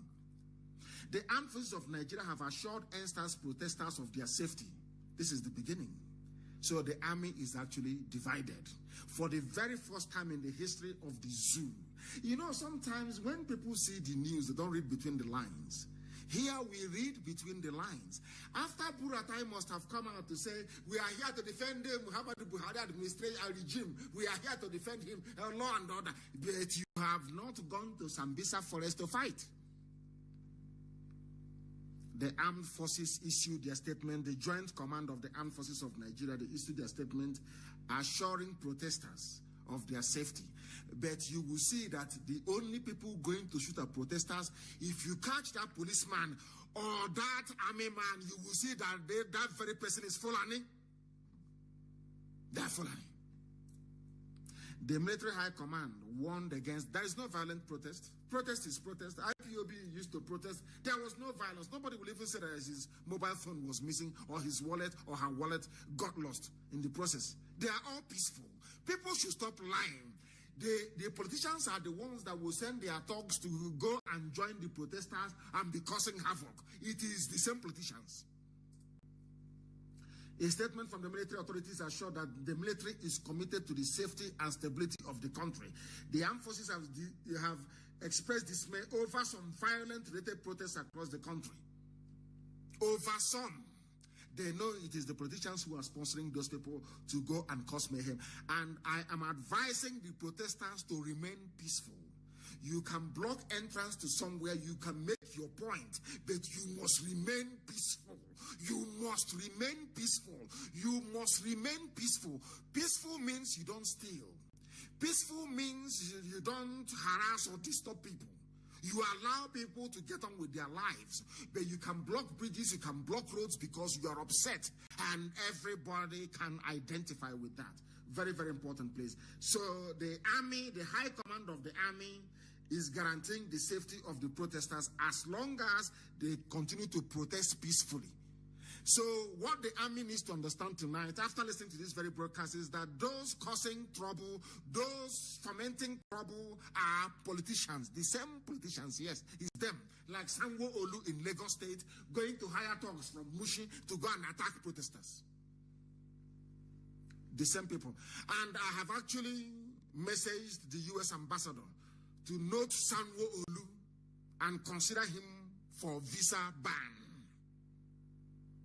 Sanwo-Olu must be banned. He must be banned from visiting US and the EU.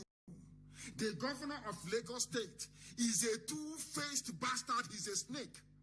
1 minute you're coming out and saying you're with the NSAS protesters. The next minute you're holding meetings with a few criminals claiming that they're leaders of the group. You're giving them money to disband and to stop the protest. Third minute you are going to Mushi and renting thugs belonging to your master Tinubu to go and disrupt protesters. And you claim you're a Democrat. You claim you are a Democrat. The governor of Enugu State must come out and issue a statement.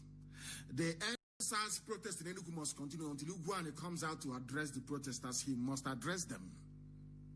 The same thing must happen also in Ebonyi. The same thing must happen in Umuahia. It must happen. The governors of these states must come out to tell the people that there is no more SARS in my state. Or else they are part of the problem. Or else they are part and parcel of the problem. They are part of it. So when they do good, we commend them. I also commend those of them in the military high command in the zoo that came out and said they will not attack the protesters. Every formation under your unit, you must give them orders not to shoot. People must go back to the history of modern Russia. Do you remember, was it in 1991 or 1992 when the government of Gorbachev was threatened by Communist Party apparatchiks? They wanted to overthrow Gorbachev. And then Yeltsin was the president of the Russian Federation under the former Soviet Union. Listen very carefully. Some of you should go back. In fact, I'm asking our warriors to go back tonight and dig out the video where the army of Russia, one of the strongest armies in the history of man, they sent them to go and kill their people. They said they will not shoot at them. Somebody should bring it out. I want to tweet it, and I want to tag the Nigerian Army headquarters to understand how patriotic people behave. Go and get it for us, please. Go and get it. Nobody should go to the Supreme Court administrator, Fulani administrator of Imo State. Did you vote for him? Or did he even rig himself into power? No. He was appointed by the Fulani Janjaweed. Nothing should happen of that sort. People should demonstrate in Owerri. If he comes out, that is his business. But every governor must tell us, are there any SARS unit in your state still in operation? As simple as that. They should clarify themselves. The same way that Obiano did. That is what they must do. They must clarify themselves. They must clarify themselves.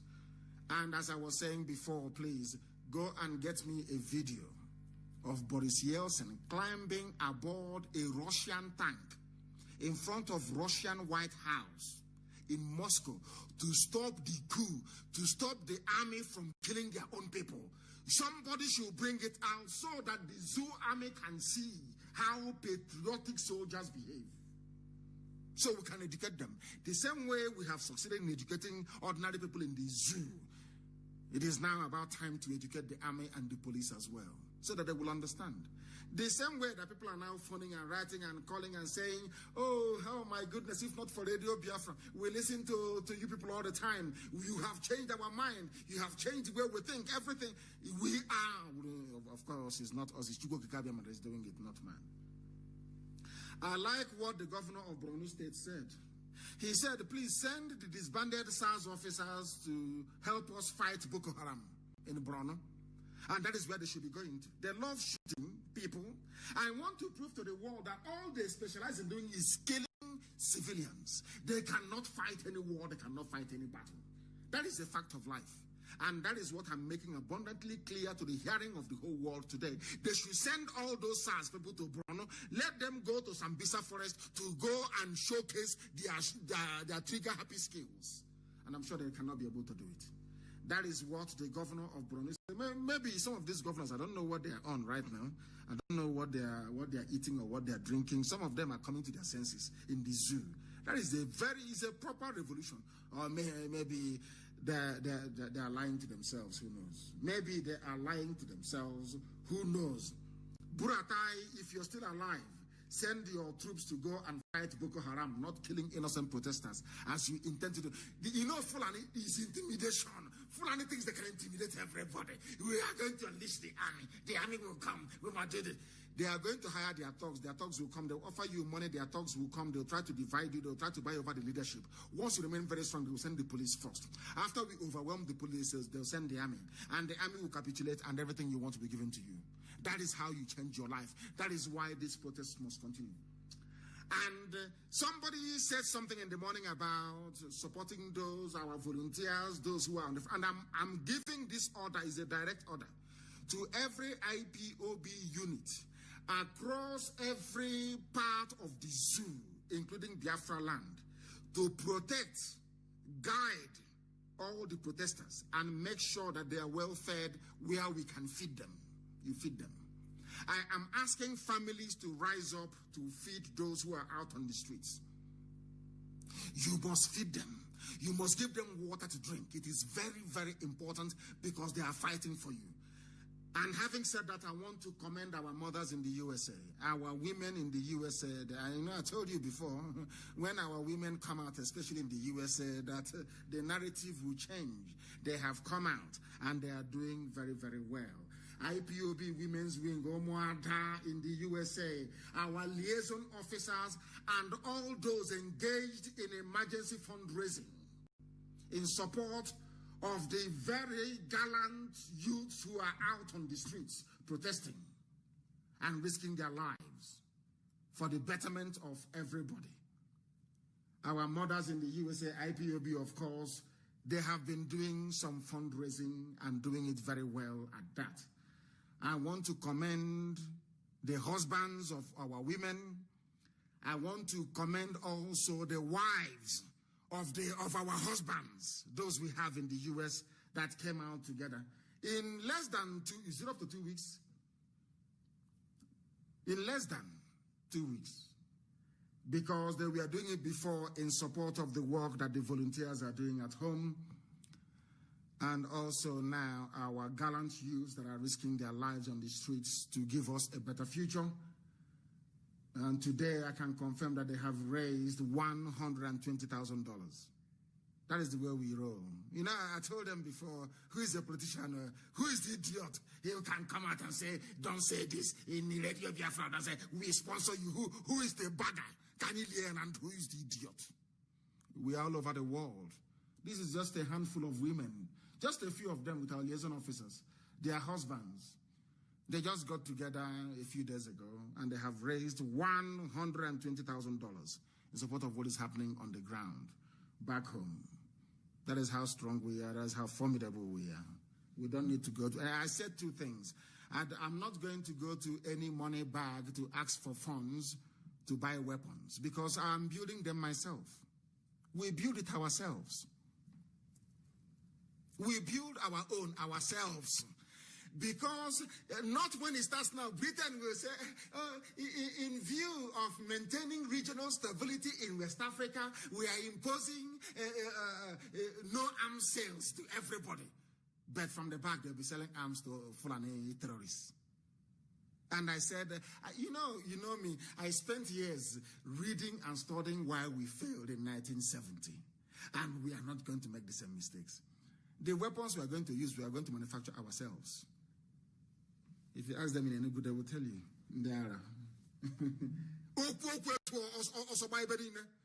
They are wondering, where are these ordinances coming from? Who made them? Where are they coming from? Now they know how formidable we are, and we are waiting for their army to mobilize, and we'll destroy them. We will destroy the Nigerian army. Write it down on a piece of paper. Any day they move against civilians, we'll destroy them. They know how serious we are. They think we are joking. It's only COVID-19 that saved the zoo. This year, if at all it has been saved. We told them that people will rise up this year, and they have risen up. Go to my broadcast. Somebody reminded me of my broadcast where I said it. Go back to it and you will see it.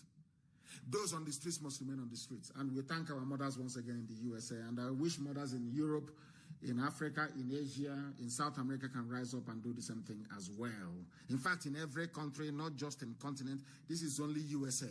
And they have not stopped there. They just informed me today that they have raised this wonderful amount of money, $120,000 they raised. And we commend them for that. Thank you very much. And more grease to your elbows. We thank them very, very much. And now our lines are going to open. I'm going to give you a different line to call tonight, please. You must listen very carefully and note the number down. I am going to give you a different number to call tonight, please. I beg of you. You must listen very, very carefully to this line that I'm going to give to you and call it, please. It is a different line altogether, please. And when somebody is on the line, please, please, please hold back a little bit. Hold back a little bit. The number I'm going to give you is a German number. Please. +49 162 73 06 732. Please. If somebody is on the line talking on that very line, if I pick up a call on WhatsApp, it's a WhatsApp line, please. Do not call. Allow that person to finish, or else this line will be jammed. The line that I gave out in the morning has been jammed. It's no longer working, more or less. It has been jammed, completely, fully jammed. Please, I am releasing this number, and our Skype as well is IPOB2020@outlook.com. IPOB2020@outlook.com. And for our WhatsApp line is +49 162 730 6732. If at all we can take calls tonight, or we can defer it till tomorrow morning. Some are saying that we should defer it till tomorrow morning. Since people are coming on tomorrow morning, that we should defer it. And if that is the case, people are calling, they don't want to wait till tomorrow morning. Let us take this very call. The caller on the line, please, can you hear me? The caller on the line, can you hear me? Your name and where you are, please. What is your name? My name is Chibueza Kujimba. I'm calling you from Nairobi, Kenya. From Nairobi in Kenya. I am from Isialambano, Imo State. Isialambano local government, Imo State. Thank you very much. So that is my hometown in Biafra. So please, Mazi, there is this thing I want you to help us, help our brothers, to educate our brothers, because it just occurred to me. The reason why police are tormenting only the southeast, this our Biafra land and our Udutuba brothers. When you look at how much, if you come back now to that our southeast, maybe you come out from abroad, you come back home, you don't want police harassment, you go to the office and say, I need 2-3 police officers so that they will be in front of my vehicle so that I will not have any disturbance. You end up every month, you can pay up to 300,000. So ask them, our people, who is eating that money? And they have used this thing to police to harass all, and this thing only happens to the whole of our southeast, the whole of our south, the whole of south. That's Biafra land and the Yoruba land. So all this money that when people come back, they say they want the escort. so that police will not disturb. And they are doing this thing intentionally to frustrate the life of people so that when you get money, you come to the station and say you want police escort. When you multiply how much money that these people collect from people every day on daily basis. I took one last year. I paid 20,000 per each police officer. 20,000. Multiply it by 5,000 policemen every day. You see who is eating that money? Where is that money going? And they are doing this thing intentionally so that our people will continue to patronize that their business. So that is what I want you to look into and see how you can educate our people to stop that rubbish. We will not be taking police again from them and let them remove all the useless police from the road. We will secure ourselves. Of course, we will. Thank you very much. Thank you very much, and well spoken as well. Thank you very much. I have another caller on the line. This caller, can you hear me? Your name and where you are, please. The caller on Skype, can you hear me? No, they cannot hear me. The caller on Skype, can you hear me? They are reconnecting. They are reconnected. As I said before, if we have too many people, we are going to have difficulties because the lines will crash. The lines will crash. That is what they always do. The lines will crash. That is what they always do. That is what please take it easy. Take it easy. If you do not take it easy, oh, no. The calls are too much. It's just way too much, as always. As always. And it is a good thing, as a matter of fact. People can please call us also on Skype, IPOB 2020 at outlook.com. At outlook.com. Thank you very much, Annie. Because our enlightenment is working. Of course, it is working. It is working. And that is why everywhere is changing. Everywhere is reverberating. And people now understand the seriousness of what we are doing. I have a caller on the line, please. On Skype, your name and where you are, please. Can you hear me? Hello? Please, we speak up. We are listening and we're waiting for you. The whole world is waiting. Give us your name and where you are, please. Greetings to you, Mazi Nnamdi Kanu. I am calling all the way from Malaysia, Kuala Lumpur. From Kuala Lumpur, Malaysia. I'm a bona fide son of Biafra land, from Owerri to be precise. Thank you very much. Owerri. Thank you. Please go ahead. Yeah. Mazi Nnamdi Kanu, I will pray that God or Seblo Wadiwela will continue to guide you for the good work you're doing for the people of Biafra. God will continue to strengthen you. And bless IPOB as well. Very, very important. Please go ahead. Yes, and bless IPOB as well. Mazi, like I have been having issues here with some of my friends, and they are telling me, though they are from Biafra land, most of them are arguing with me if I am sure this Biafra will really come or will surely... Where is the idiot asking you this question? He cannot see his mates on the streets agitating for a better life. And he's somewhere asking you when. Please don't go towards that direction. I don't want to discuss idiots or saboteurs on this platform anymore. I want to discuss ideas that can move us forward, please. If you have anything else to say, you say it. Yeah. Just forget all these idiots. They're inconsequential. Inconsequential, yeah. Please. My own take this day, because it's morning over here, my own take is that in the midst of this contest and in the midst of this protest that is going on in the zone Nigeria, I don't know if we can actually take up this. Maybe when the protest has gone down a little bit, we, the IPOB members and the youth over there in Nigeria, can actually, kick off with our own protest, flagging off the Biafran flag and let the people know, because the Arewa, they are taking themselves to their own side, and the Oduduwas are taking themselves to their own side. And you initiated all this. You ignited the fire that has started burning in their hearts for them to actually remember that they are coming from a particular place. Though the white man has met everyone together, you lighted the fire, and I believe if we start, flagging off our own flag after this protest. I think that will actually help for the world to recognize us more in the heat of this very protest.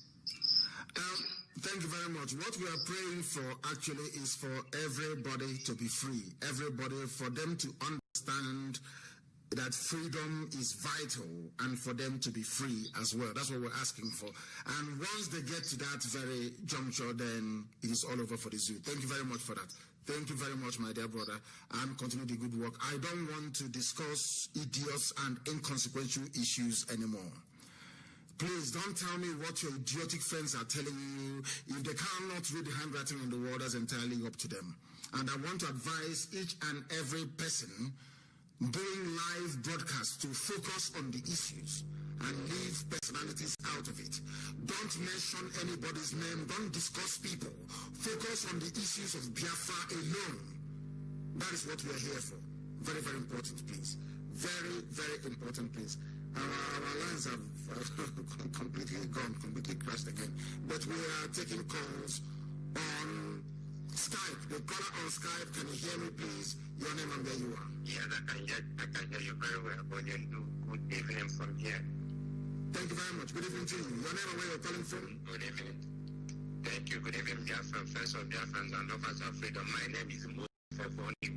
I come from Osoko. I'm calling from Kingdom of Netherlands. From Netherlands. Thank you very much. Please go ahead. Yes. First and foremost, I must thank you. Chukwabiama will see you through, and Chukwabiama will see us through in our My contribution to this very ongoing protest is this one thing. I remember a few weeks ago when you told us that you will appoint a Twitter campaign manager, sort of someone, a formidable member of IPOB who will be overseeing our Twitter campaign. So until this moment, I'm still looking forward for that, because if that office has been given, we have been commissioned that very office, this is a good time now for us to hijack this protest based on Twitter and on social media aspect. Now our people in the Biafra land and in wider zoo are shouting Nigeria and Nigeria. If we only your post on Twitter alone, when I take the retweet or your comment or any post you make on Twitter, now it's over 5,000 retweet of any post you make. Now if we have a Twitter hand person that would be kind of leading this very campaign on Twitter, if over 5,000 people per day are retweeting and Nigeria. This Twitter post now that today join the struggle to their answers. You also know that this Nigeria is seeing a number of people shouting in Nigeria.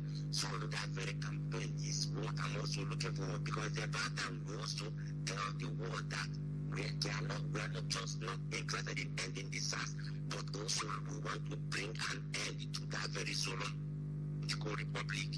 So that is my suggestion. I know there's a lot on your head, but we need this media ahead so we can hijack the Facebook and this Twitter by tweeting this tweet of any post you make. Now if we have a Twitter hand person that will be kind of leading this very campaign on Twitter, in front of 5,000 people per day. We can also give the order and it will be done. I want people also Nigeria. That is just like solution audience. Thank you for giving me the time to work out. Thank you very much and well spoken. Thank you very, very much. We have interviewed one of our sisters, or should I say her daughter, in Houston, Texas, and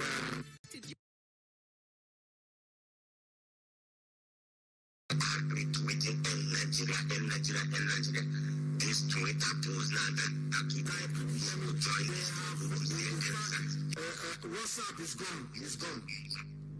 Please go ahead. The caller on Skype, can you hear me? Yes, please, your name and where you're calling us from, if you may. I can hear you. for the last time, your name and where you are.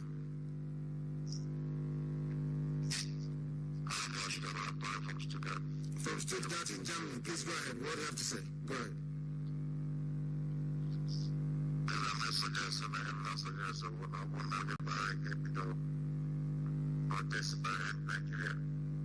It will be premature for that. If you do end Nigeria now, Britain will step in and they will ask the world to stop following. They will start talking nonsense about regional stabilization. It's like if you give birth to a baby, do you start giving that baby after that day? Do you have a child? Do you have a child? You have a child yet? Yes, when you give birth, have you seen where a little baby has been raised before? Have you been in a family where you see a little child being raised before? Yes. If your child is born, but first of all, do you believe that this very process that is going on is like a newborn baby? Do you believe that? Yes, I believe that. I haven't seen this skeleton before in Nigeria before. Thank you very much. When you have a child and you give birth to a child, what do you start giving the child when the child is newly born?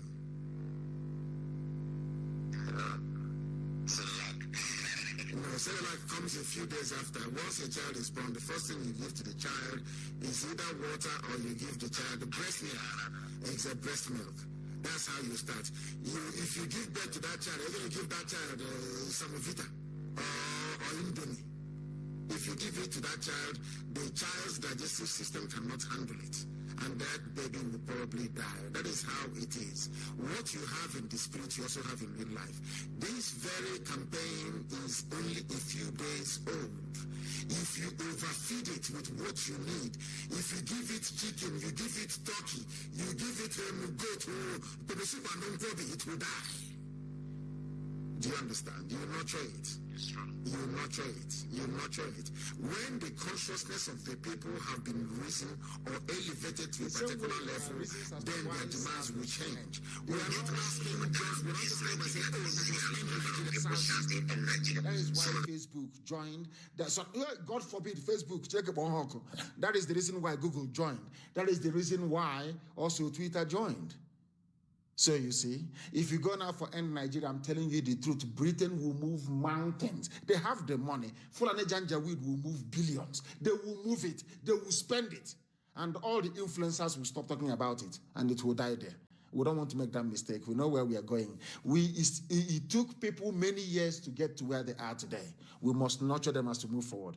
But the end destination is to end Nigeria, and Nigeria will end. That I can assure you. Be rest assured. Thank you very much, my dear brother. Thank you very, very much. Thank you. Yes. And you too, my dear brother. May Chukwukabiyama bless you immensely. Our lines are open. We are flooded with calls, inundated with people who are trying to speak from all over the world, but we must listen to them. The caller on the line, please call us on Skype, please. IPOB2020@outlook.com. Please give us your name and where you are. The caller on Skype. Hello, man. Yes, please, your name and where you are. The whole world is listening to your voice. Go ahead. Can you hear me? My name is Chikelu Zako. Chikelu Zako, where are you calling from? Yes, from Mimo in Jikoka, Anambra State. A very beautiful place in Jikoka. Lovely name. I love it in Jikoka. Beautiful name. Please go ahead. We are listening. Go ahead. As Mazi, I reside in Makurdi here, Benue State. You're in Makurdi in Benue State, yes. By the grace of God, Makurdi in Benue State. Yes. By the grace of God, I've been trying to talk to one or few people of Benue State that I know that are our brothers in the Middle Belt. Yes. Today, there was a protest happened today in Benue State. I was so disturbed that the protest only happened at the IDB Square in Makurdi. The protesters were unable to leave that premises to come outside the town to protest. It was so. But I think maybe they were constrained maybe by the authorities, because the first time was 2 days ago. 2 days ago, what happened? What I want to ask you, what happened 2 days ago? Repeat what happened 2 days ago. What happened 2 days ago? Please tell me. 2 days ago, Mazi. Yes. People came out in mass. There's a place called Savannah Roundabout. Savannah Roundabout is a popular roundabout in Mazi. Savannah Roundabout. That is a major roundabout in Makodi after Urukun roundabout. So that was where people gathered, trying to block the road and protest. The police came, and I know that was on the account of the command by the CP. They came with armored truck and dispersed everybody that was gathered to protest. People left. That is a Fulani way. People must understand the Fulani will always come with intimidation. It is in their mindset. That is the way they are. Because for you to drive, you can see a Fulani 10-year-old boy moving cattle that is bigger than him 10 times over. The only way you can get a cattle to move is to intimidate the cattle, to beat the cattle, to drive the cattle, to whip it, to use koboko, to use cane, to use stick. That is the only thing Fulani understand. They will always try, but people must remain resolute and very firm. And let me tell protesters, and I'm sure they're doing it now, what they need to do, people should be going live wherever there is protest.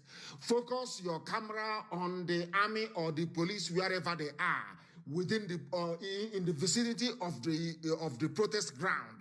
Put them on live so that the whole world can see what is happening. Had Makrodi done the same thing, they would have been strong today. And I'm asking them, all of them listening to us tonight, to come out tomorrow to that very square, that very roundabout you're talking about.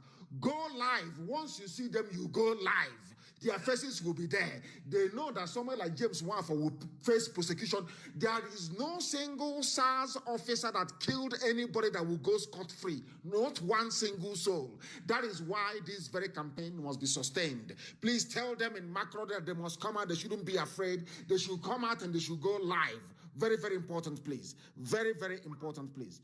Thank you very much for your call. Thank you very, very much for your call. Thank you for your call, please. The calls are rolling in from everywhere. From everywhere, the calls are rolling in. Unbelievable. I have another caller on Skype. This caller, can you hear me? The caller on Skype, can you hear me? No, they cannot hear me. The caller on Skype, can you hear me? Hello. Yes, please, your name and where you're calling us from. The world is listening. Please go ahead.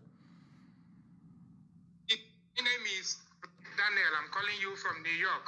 Daniel from New York. Daniel, are you in a lion's den? Are you hearing me? Yes, this Daniel. What is your father's name? Are you the same Daniel that left the lion's den unscathed? And my name is Bright. My goodness. Are you Daniel or you're Bright? Can you hear me? Let me get it right. Are you Daniel or you're Bright? My name is Bright. My father's name is Daniel. Bright Daniel. Yes, sir. Please, where are you from? Yes, I don't know. You don't know where you're from? Sorry, my lord. I am from Abia State. I'm from Abia State, Biafra land. Thank you very much. Please go ahead. Mazi, my question is this. Mazi, my question is this. Sometimes No. You are on hands-free. No. Take your phone off hands-free. I don't want hands-free. Put your phone on your ear and talk to me direct. If I can hear your voice, if you can hear my voice. Mazi, I can hear you. Mazi, I can hear you. I want to speak with you. Can you hear me? Okay, please go ahead. Yes, I can hear you now. Go ahead. No. Jesus, what is You come and you go. That is the problem. I don't know what is happening in New York where you are. I don't know what is going on. Please try and resolve it and you call us back, please, if you may, because I would like to take your call. I believe that you have something very, very important to contribute. One of us is with us now on the phone. Can you hear me? Yes, how are you? Turn your system down. Turn your system down or you move away. I can hear you. Go ahead. Hello, man. Yes, please. Good evening, sir. Good evening to you. Sophia, sir. Yes, yes. I have a record here from Edo State. So I can translate it in broken English so that all over the world we hear it. Go ahead. Our Edo State people are complaining that they start this.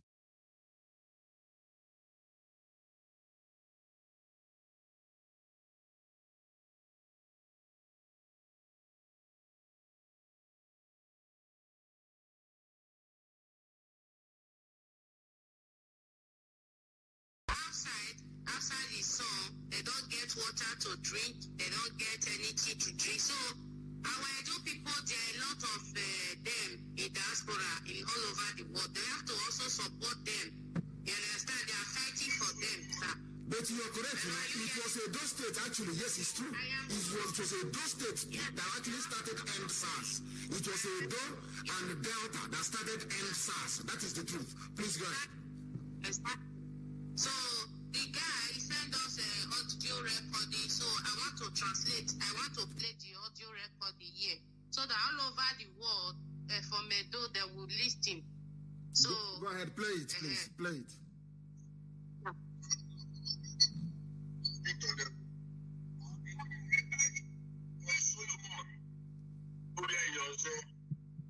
I am Solomon, my fellow Biafra friend. I went to a shop.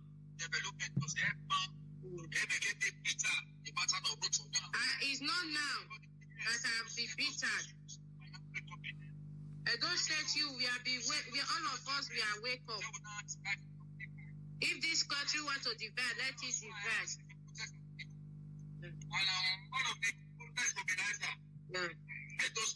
He said he's the one of the protest mobilizers.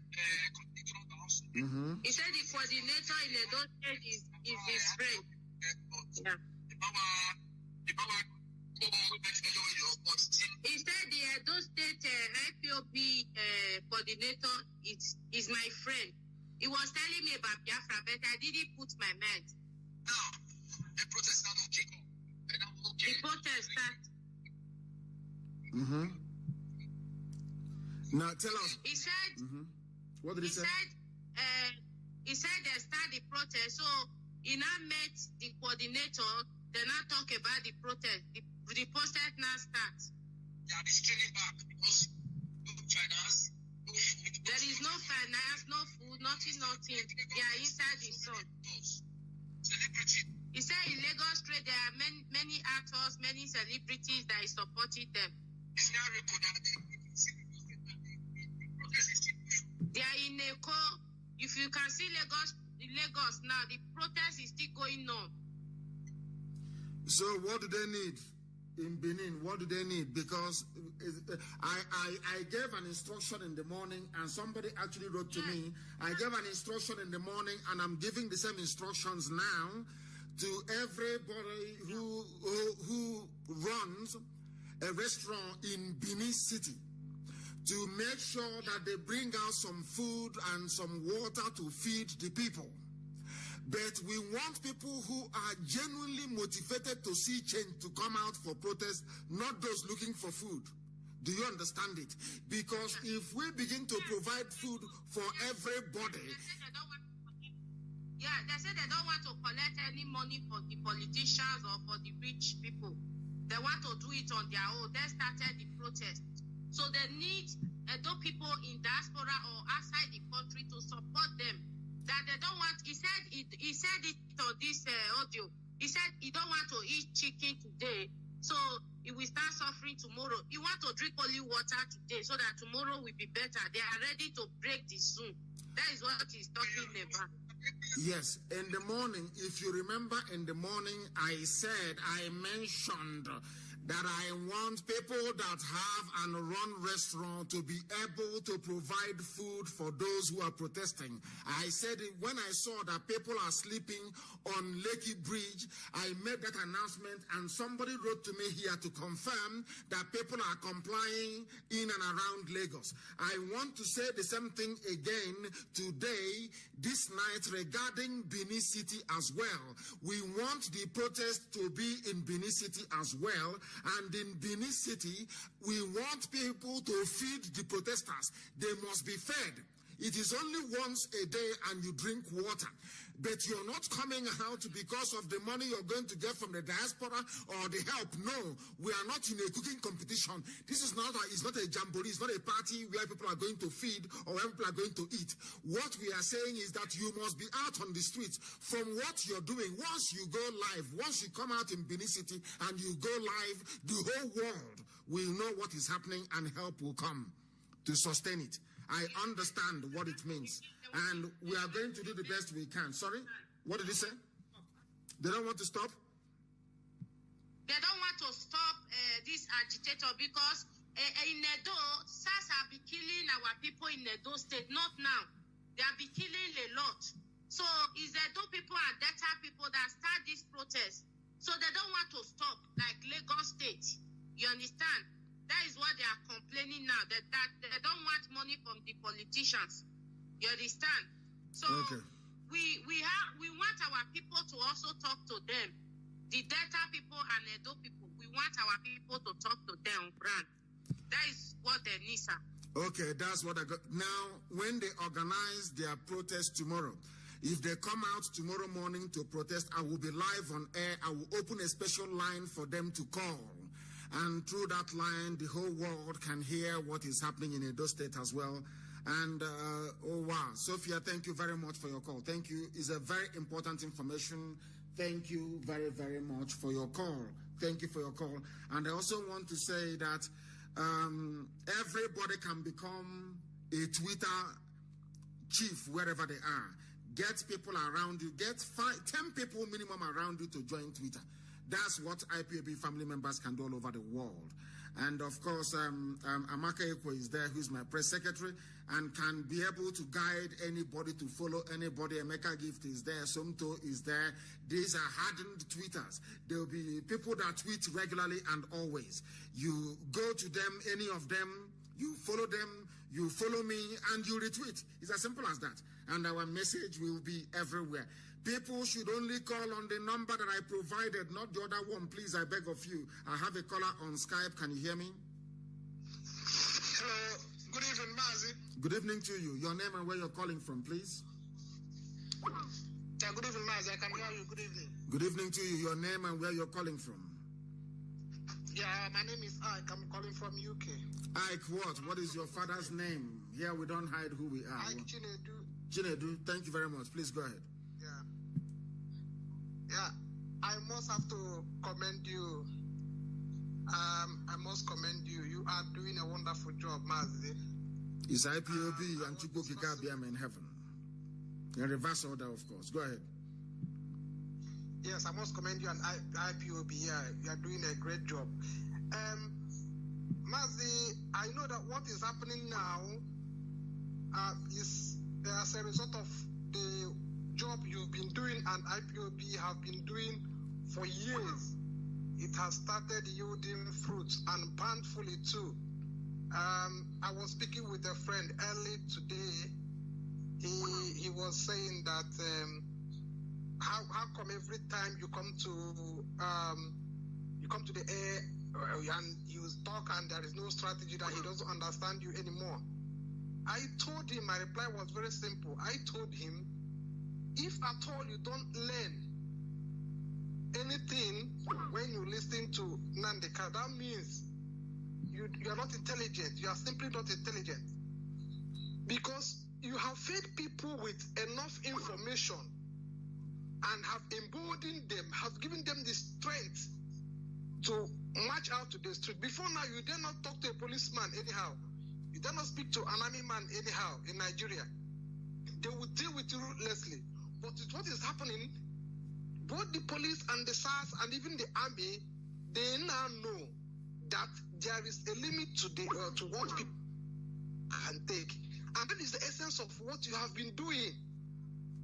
You have taken fear away from our people to know that these people who are in the military, the difference is just that they have a gun. They have gun, they have weapons. That's all. And that is just the difference, just the basic difference, nothing more. Nothing more. They have nothing else. Only that AK-47 and bullet inside it. And Fulani Janjaweedism. And corrupt politicians backing them. They are nothing. Yes, you're right. And I was also telling him that the reason we must have to have Biafra, is this. There is no need. When you have a problem with your brother, and when you go home, you have a problem with your brother, your brother goes to a DPO who is from Kanu or Medugri and gives him money, he comes against you and fights you in your home. But if you have Biafra, maybe you get a DPO from Anambra who is serving in Imo, and he misbehaved. We trace him to his house in Anambra, wherever he is in Anambra, and we deal with him. How can you trace somebody who is from Kanu or Sokoto and who is being backed up by Abuja? So this is the problem we have. The problem we must solve this problem by insisting that we must have a country of our own, so that we have little problem to manage. Nigeria is too big and a problem that nobody knows how. Even God Himself cannot. I'm not trying to look down on God, but the way He's structured, the way Nigeria is structured, there is a limit to what God can. God has given us the power now to reclaim our country. So please, I don't want to take more time. You continue what you are doing. You are really doing marvelously. And another thing is this, please, I need to get UK's this so I can join IPOB in UK, please. It is very, very easy and very, very simple. Ask anybody around you, they'll tell you where you are. And you have spoken very well this evening, and what you have said we have taken on board. And for the very first time, I'm being honest with you, I have two messages here. I'm not going to say her surname, but I have somebody from Adamawa State. Her name is Mariam. For the first time, I am receiving these messages. And she's saying that she's from Adamawa State. I'm not going to say her surname. She gave me her surname. She said, I'm from Arewa, Adamawa State. I'm so happy of all what you have been doing for making our friends and family to understand how dumb we are about our freedom. I am not even up to 18 years old. It's only God that can bless you. I don't know what would have happened to us without your support and you advising us.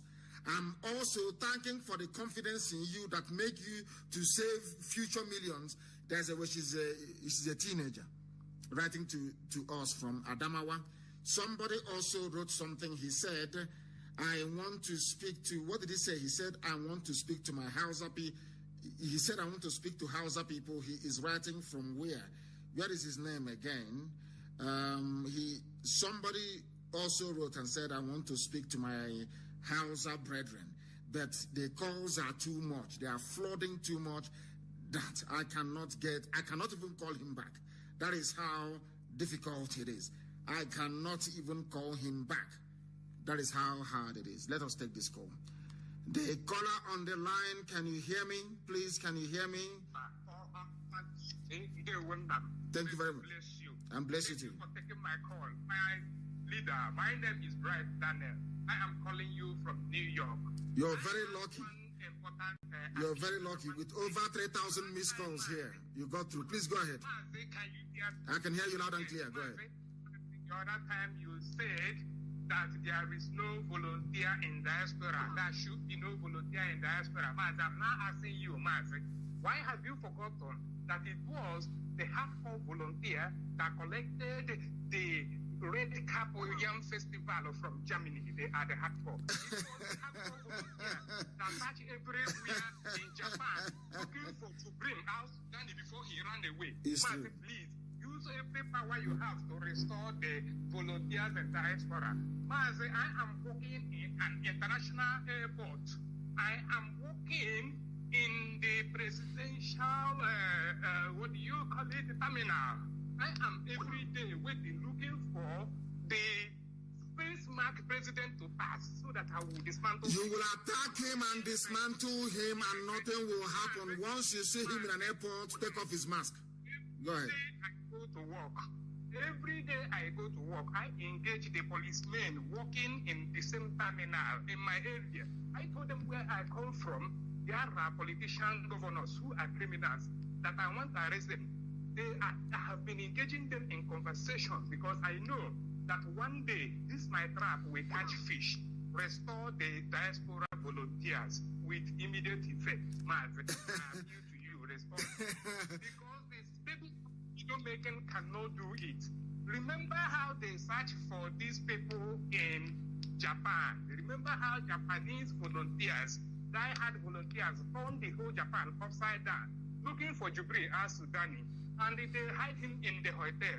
Remember how the volunteers collected the red cap and put it in IPOB museum in Germany? Mazi, have you forgotten? I have not. You have made you.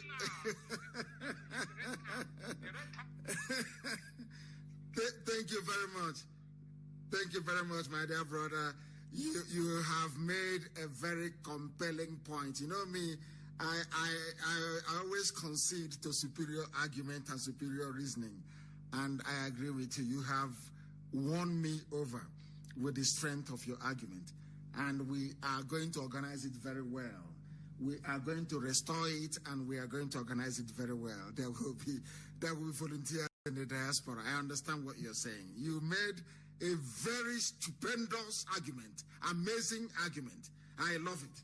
I love it when people engage me intellectually and get me to change my mind. I love it. The arguments you've advanced are unquestionable, and we shall restore volunteers across every nook and cranny of the world.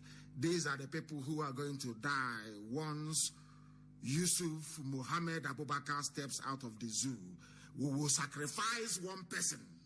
The first person that will not attack him, to remove his mask. That silicone ear, we'll pull it out for the whole world to see. They're playing with us. They don't know how determined, of course now they know. Now they know how determined we are. They know, and they cannot mess with us. The caller on Skype, can you hear me?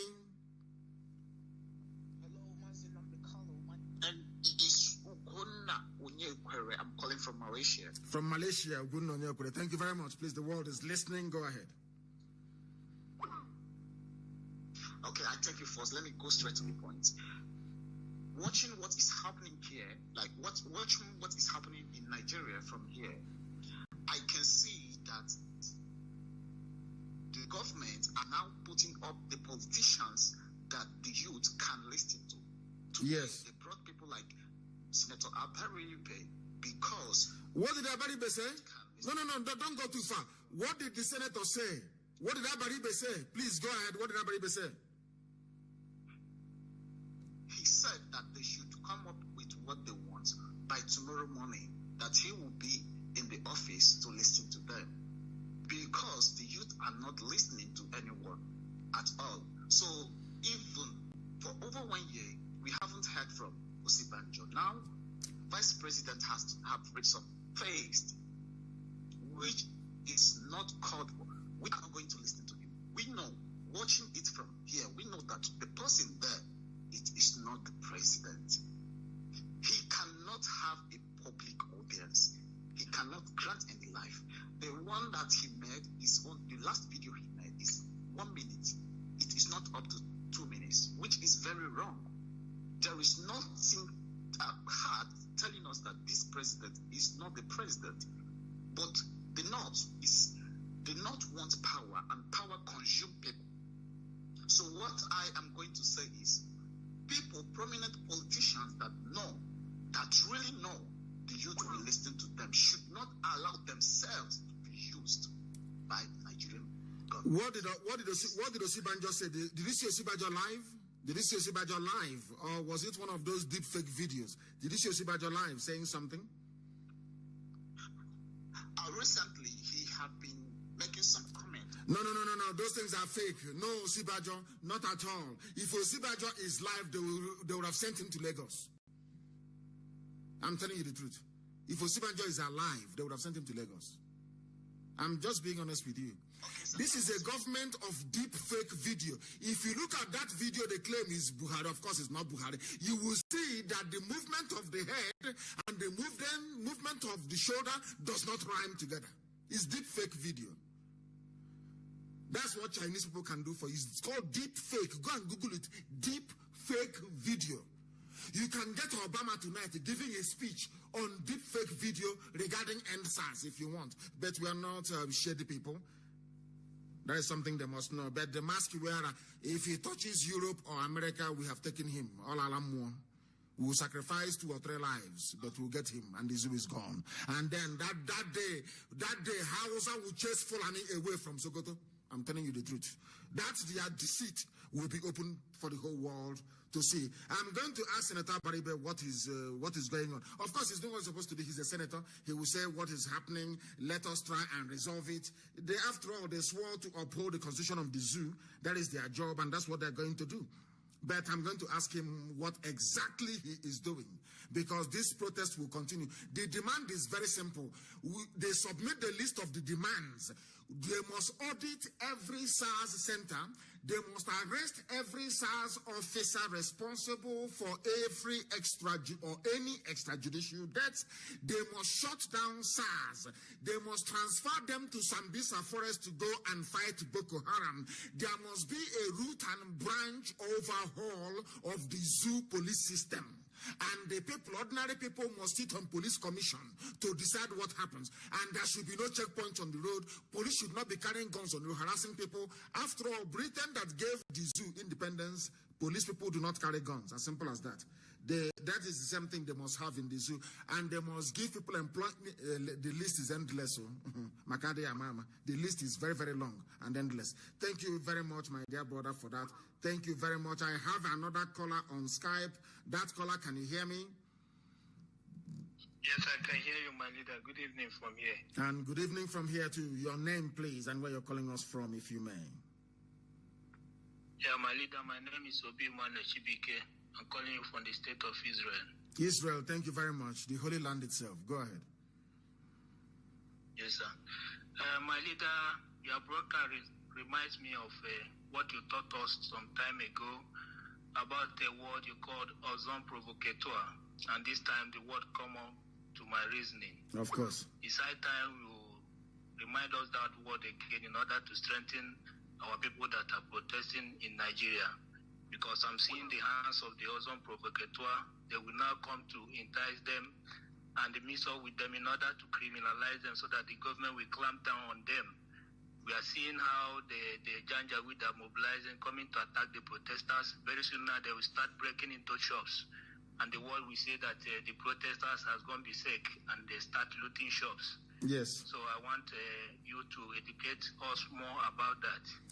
I would. Secondly, yes. I want to call. Okay. Go ahead. Okay.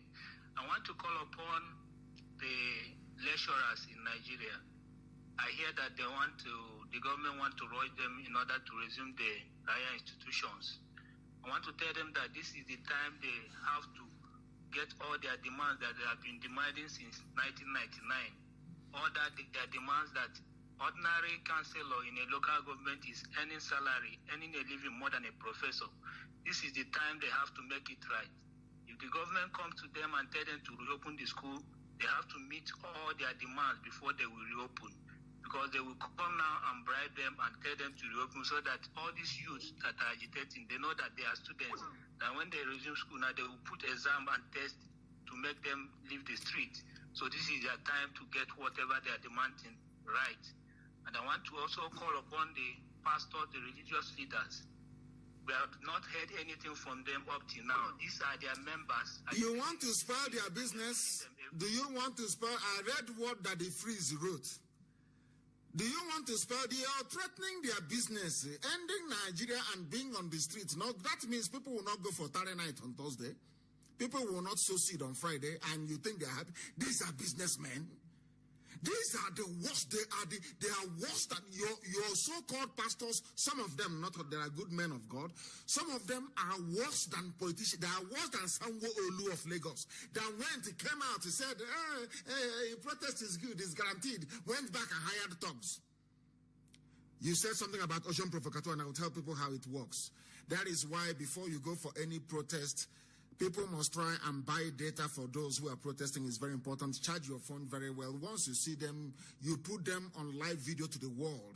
If it is in Lagos, you tell them that this is Tinubu Tog. This is Tinubu Tog. I'm telling the world that this Tog is from Sanwo-Olu. Is Tinubu's Tog. Let me see how the idiot can come out to contest in 2023. Talking rubbish. That's how you disgrace them, you bring them out. And if one of them mistakenly falls into the crowd, the idiot disappears and never to be seen again. He'll be given a beating of his life. That in his next life, if they ask him to go and practice toggery, he will say no, he will not practice it.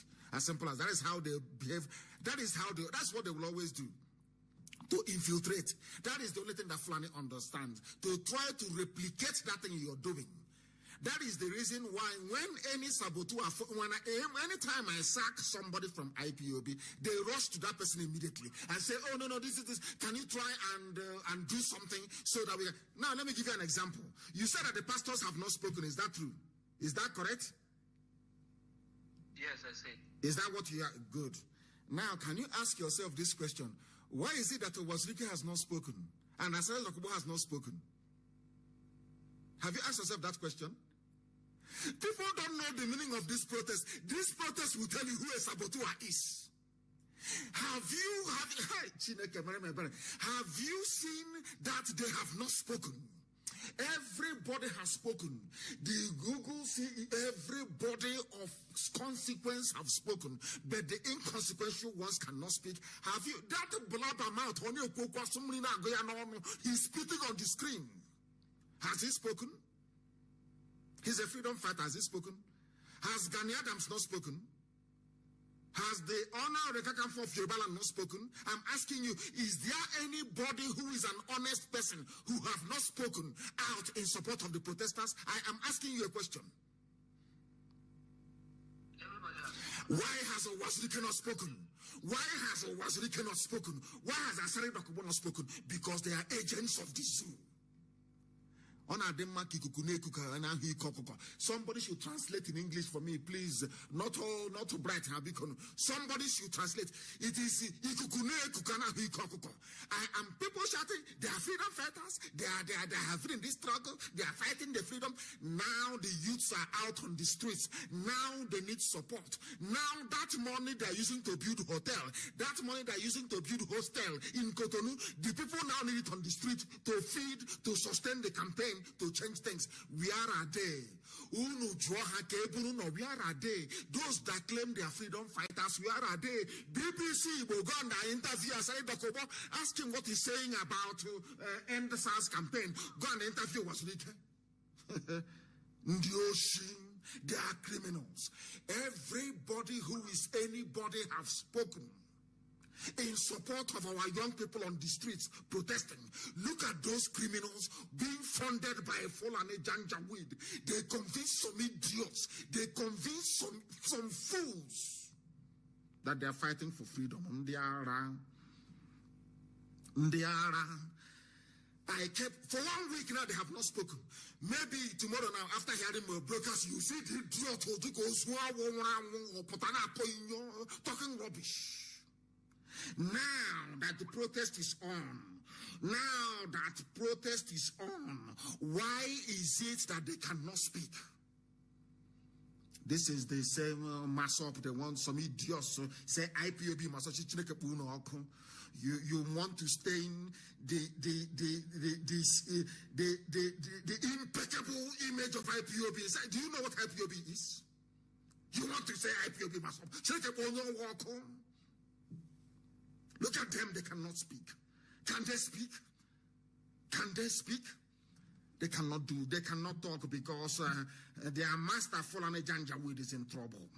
He's in very serious trouble.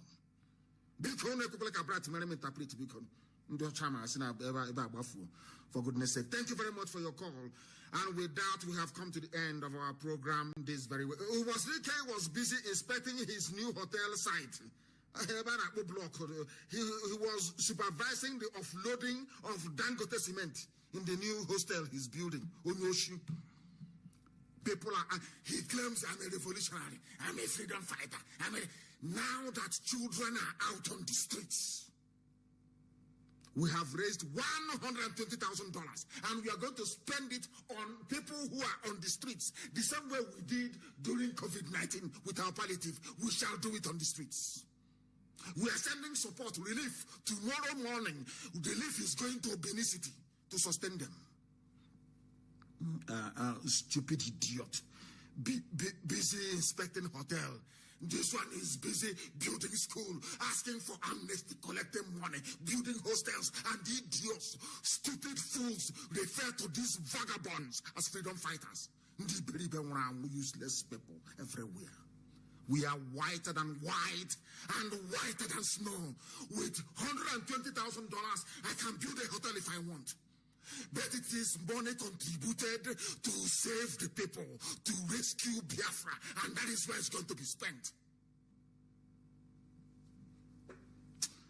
We are bringing the program to an end. Ututu in the morning, tomorrow we reconvene 7 a.m. GMT. Go and set your alarm clock. This education, this enlightenment continues. For the very first time. An Arewa girl, was not up to 18 years of age. She said, my next birthday is my 18th birthday. Thank you very much for what you have done, for what you're doing. You have opened our eyes. I have the text message here, and I will save it. I don't usually save text message, but I'll save this very one. Another one called and sent a message and said, I am trying to call you so I can advise my Hausa people. Because they know we speak the truth. They know we do not hate anybody. I cannot hate anybody. I was not born to hate anybody. What I despise are people that speak from both sides of the mouth. People who are not consistent. People who are cowardly. People who are deceptive. I cannot stand them. And that is why I hate Fulani Janjaweed. Tomorrow morning we continue the propagation of this very gospel. I thank you all for listening tonight, for your immense contributions. I thank our mothers in the USA, our liaison officers. As I'm thanking the mothers, I'm thanking their husbands as well for this very amazing work. Because they know that every dime you contribute to IPOB goes to that same thing you contributed it for. They understand that. That is why we are strong. We are building our own weapons. I don't depend on any idiot from anywhere. Where is the money? Like Mojeku, where is the money that Ojuku gave you to go and buy weapons? There was a turbulence on the sea, and the canoe capsized, and everything fell off. The zoo must fall. It's not even a promise. It is a testament. It must fall. The water, the zoo is gone already anyway. Thank you very much for listening. I'll be back here again in the morning. With all the love in my heart, genuinely, I pray for those brave youths out there. It doesn't matter where they come from. If you're out on the street agitating for a better life, you have my love and you have my respect. And I give it to you all this very evening. We are going to do the best we can to support you. We are going to do the best we can to support you. This is IPOB, the largest mass movement on the face of this very earth. We are formidable. We are unstoppable. Remain blessed until tomorrow morning. From me, from here is good evening.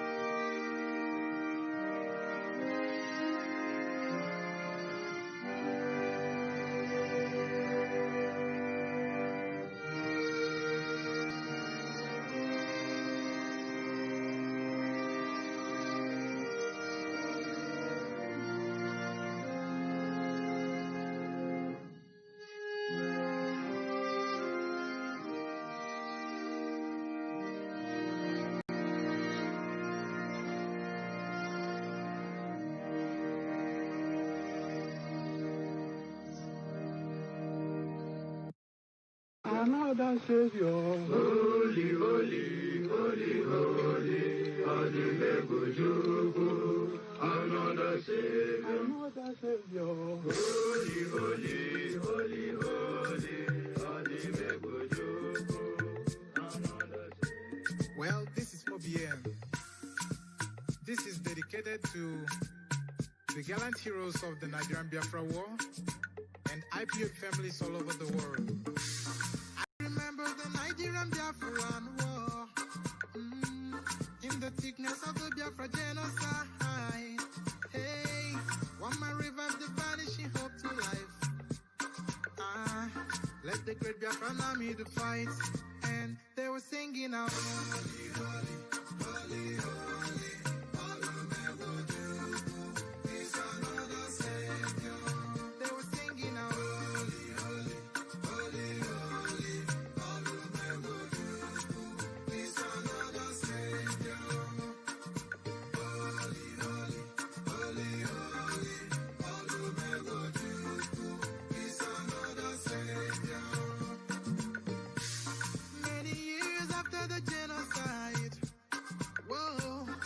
Another great leader has risen up now. Oh, and he's leading the Biafrans to victory. In your Madika, Yabika Kokwanam no. Hey, Anamekele Mazuche me fall. It's an honor having you on board. When I'm singing along. Holy, holy, holy, holy. Nnamdi Kanu is another Savior.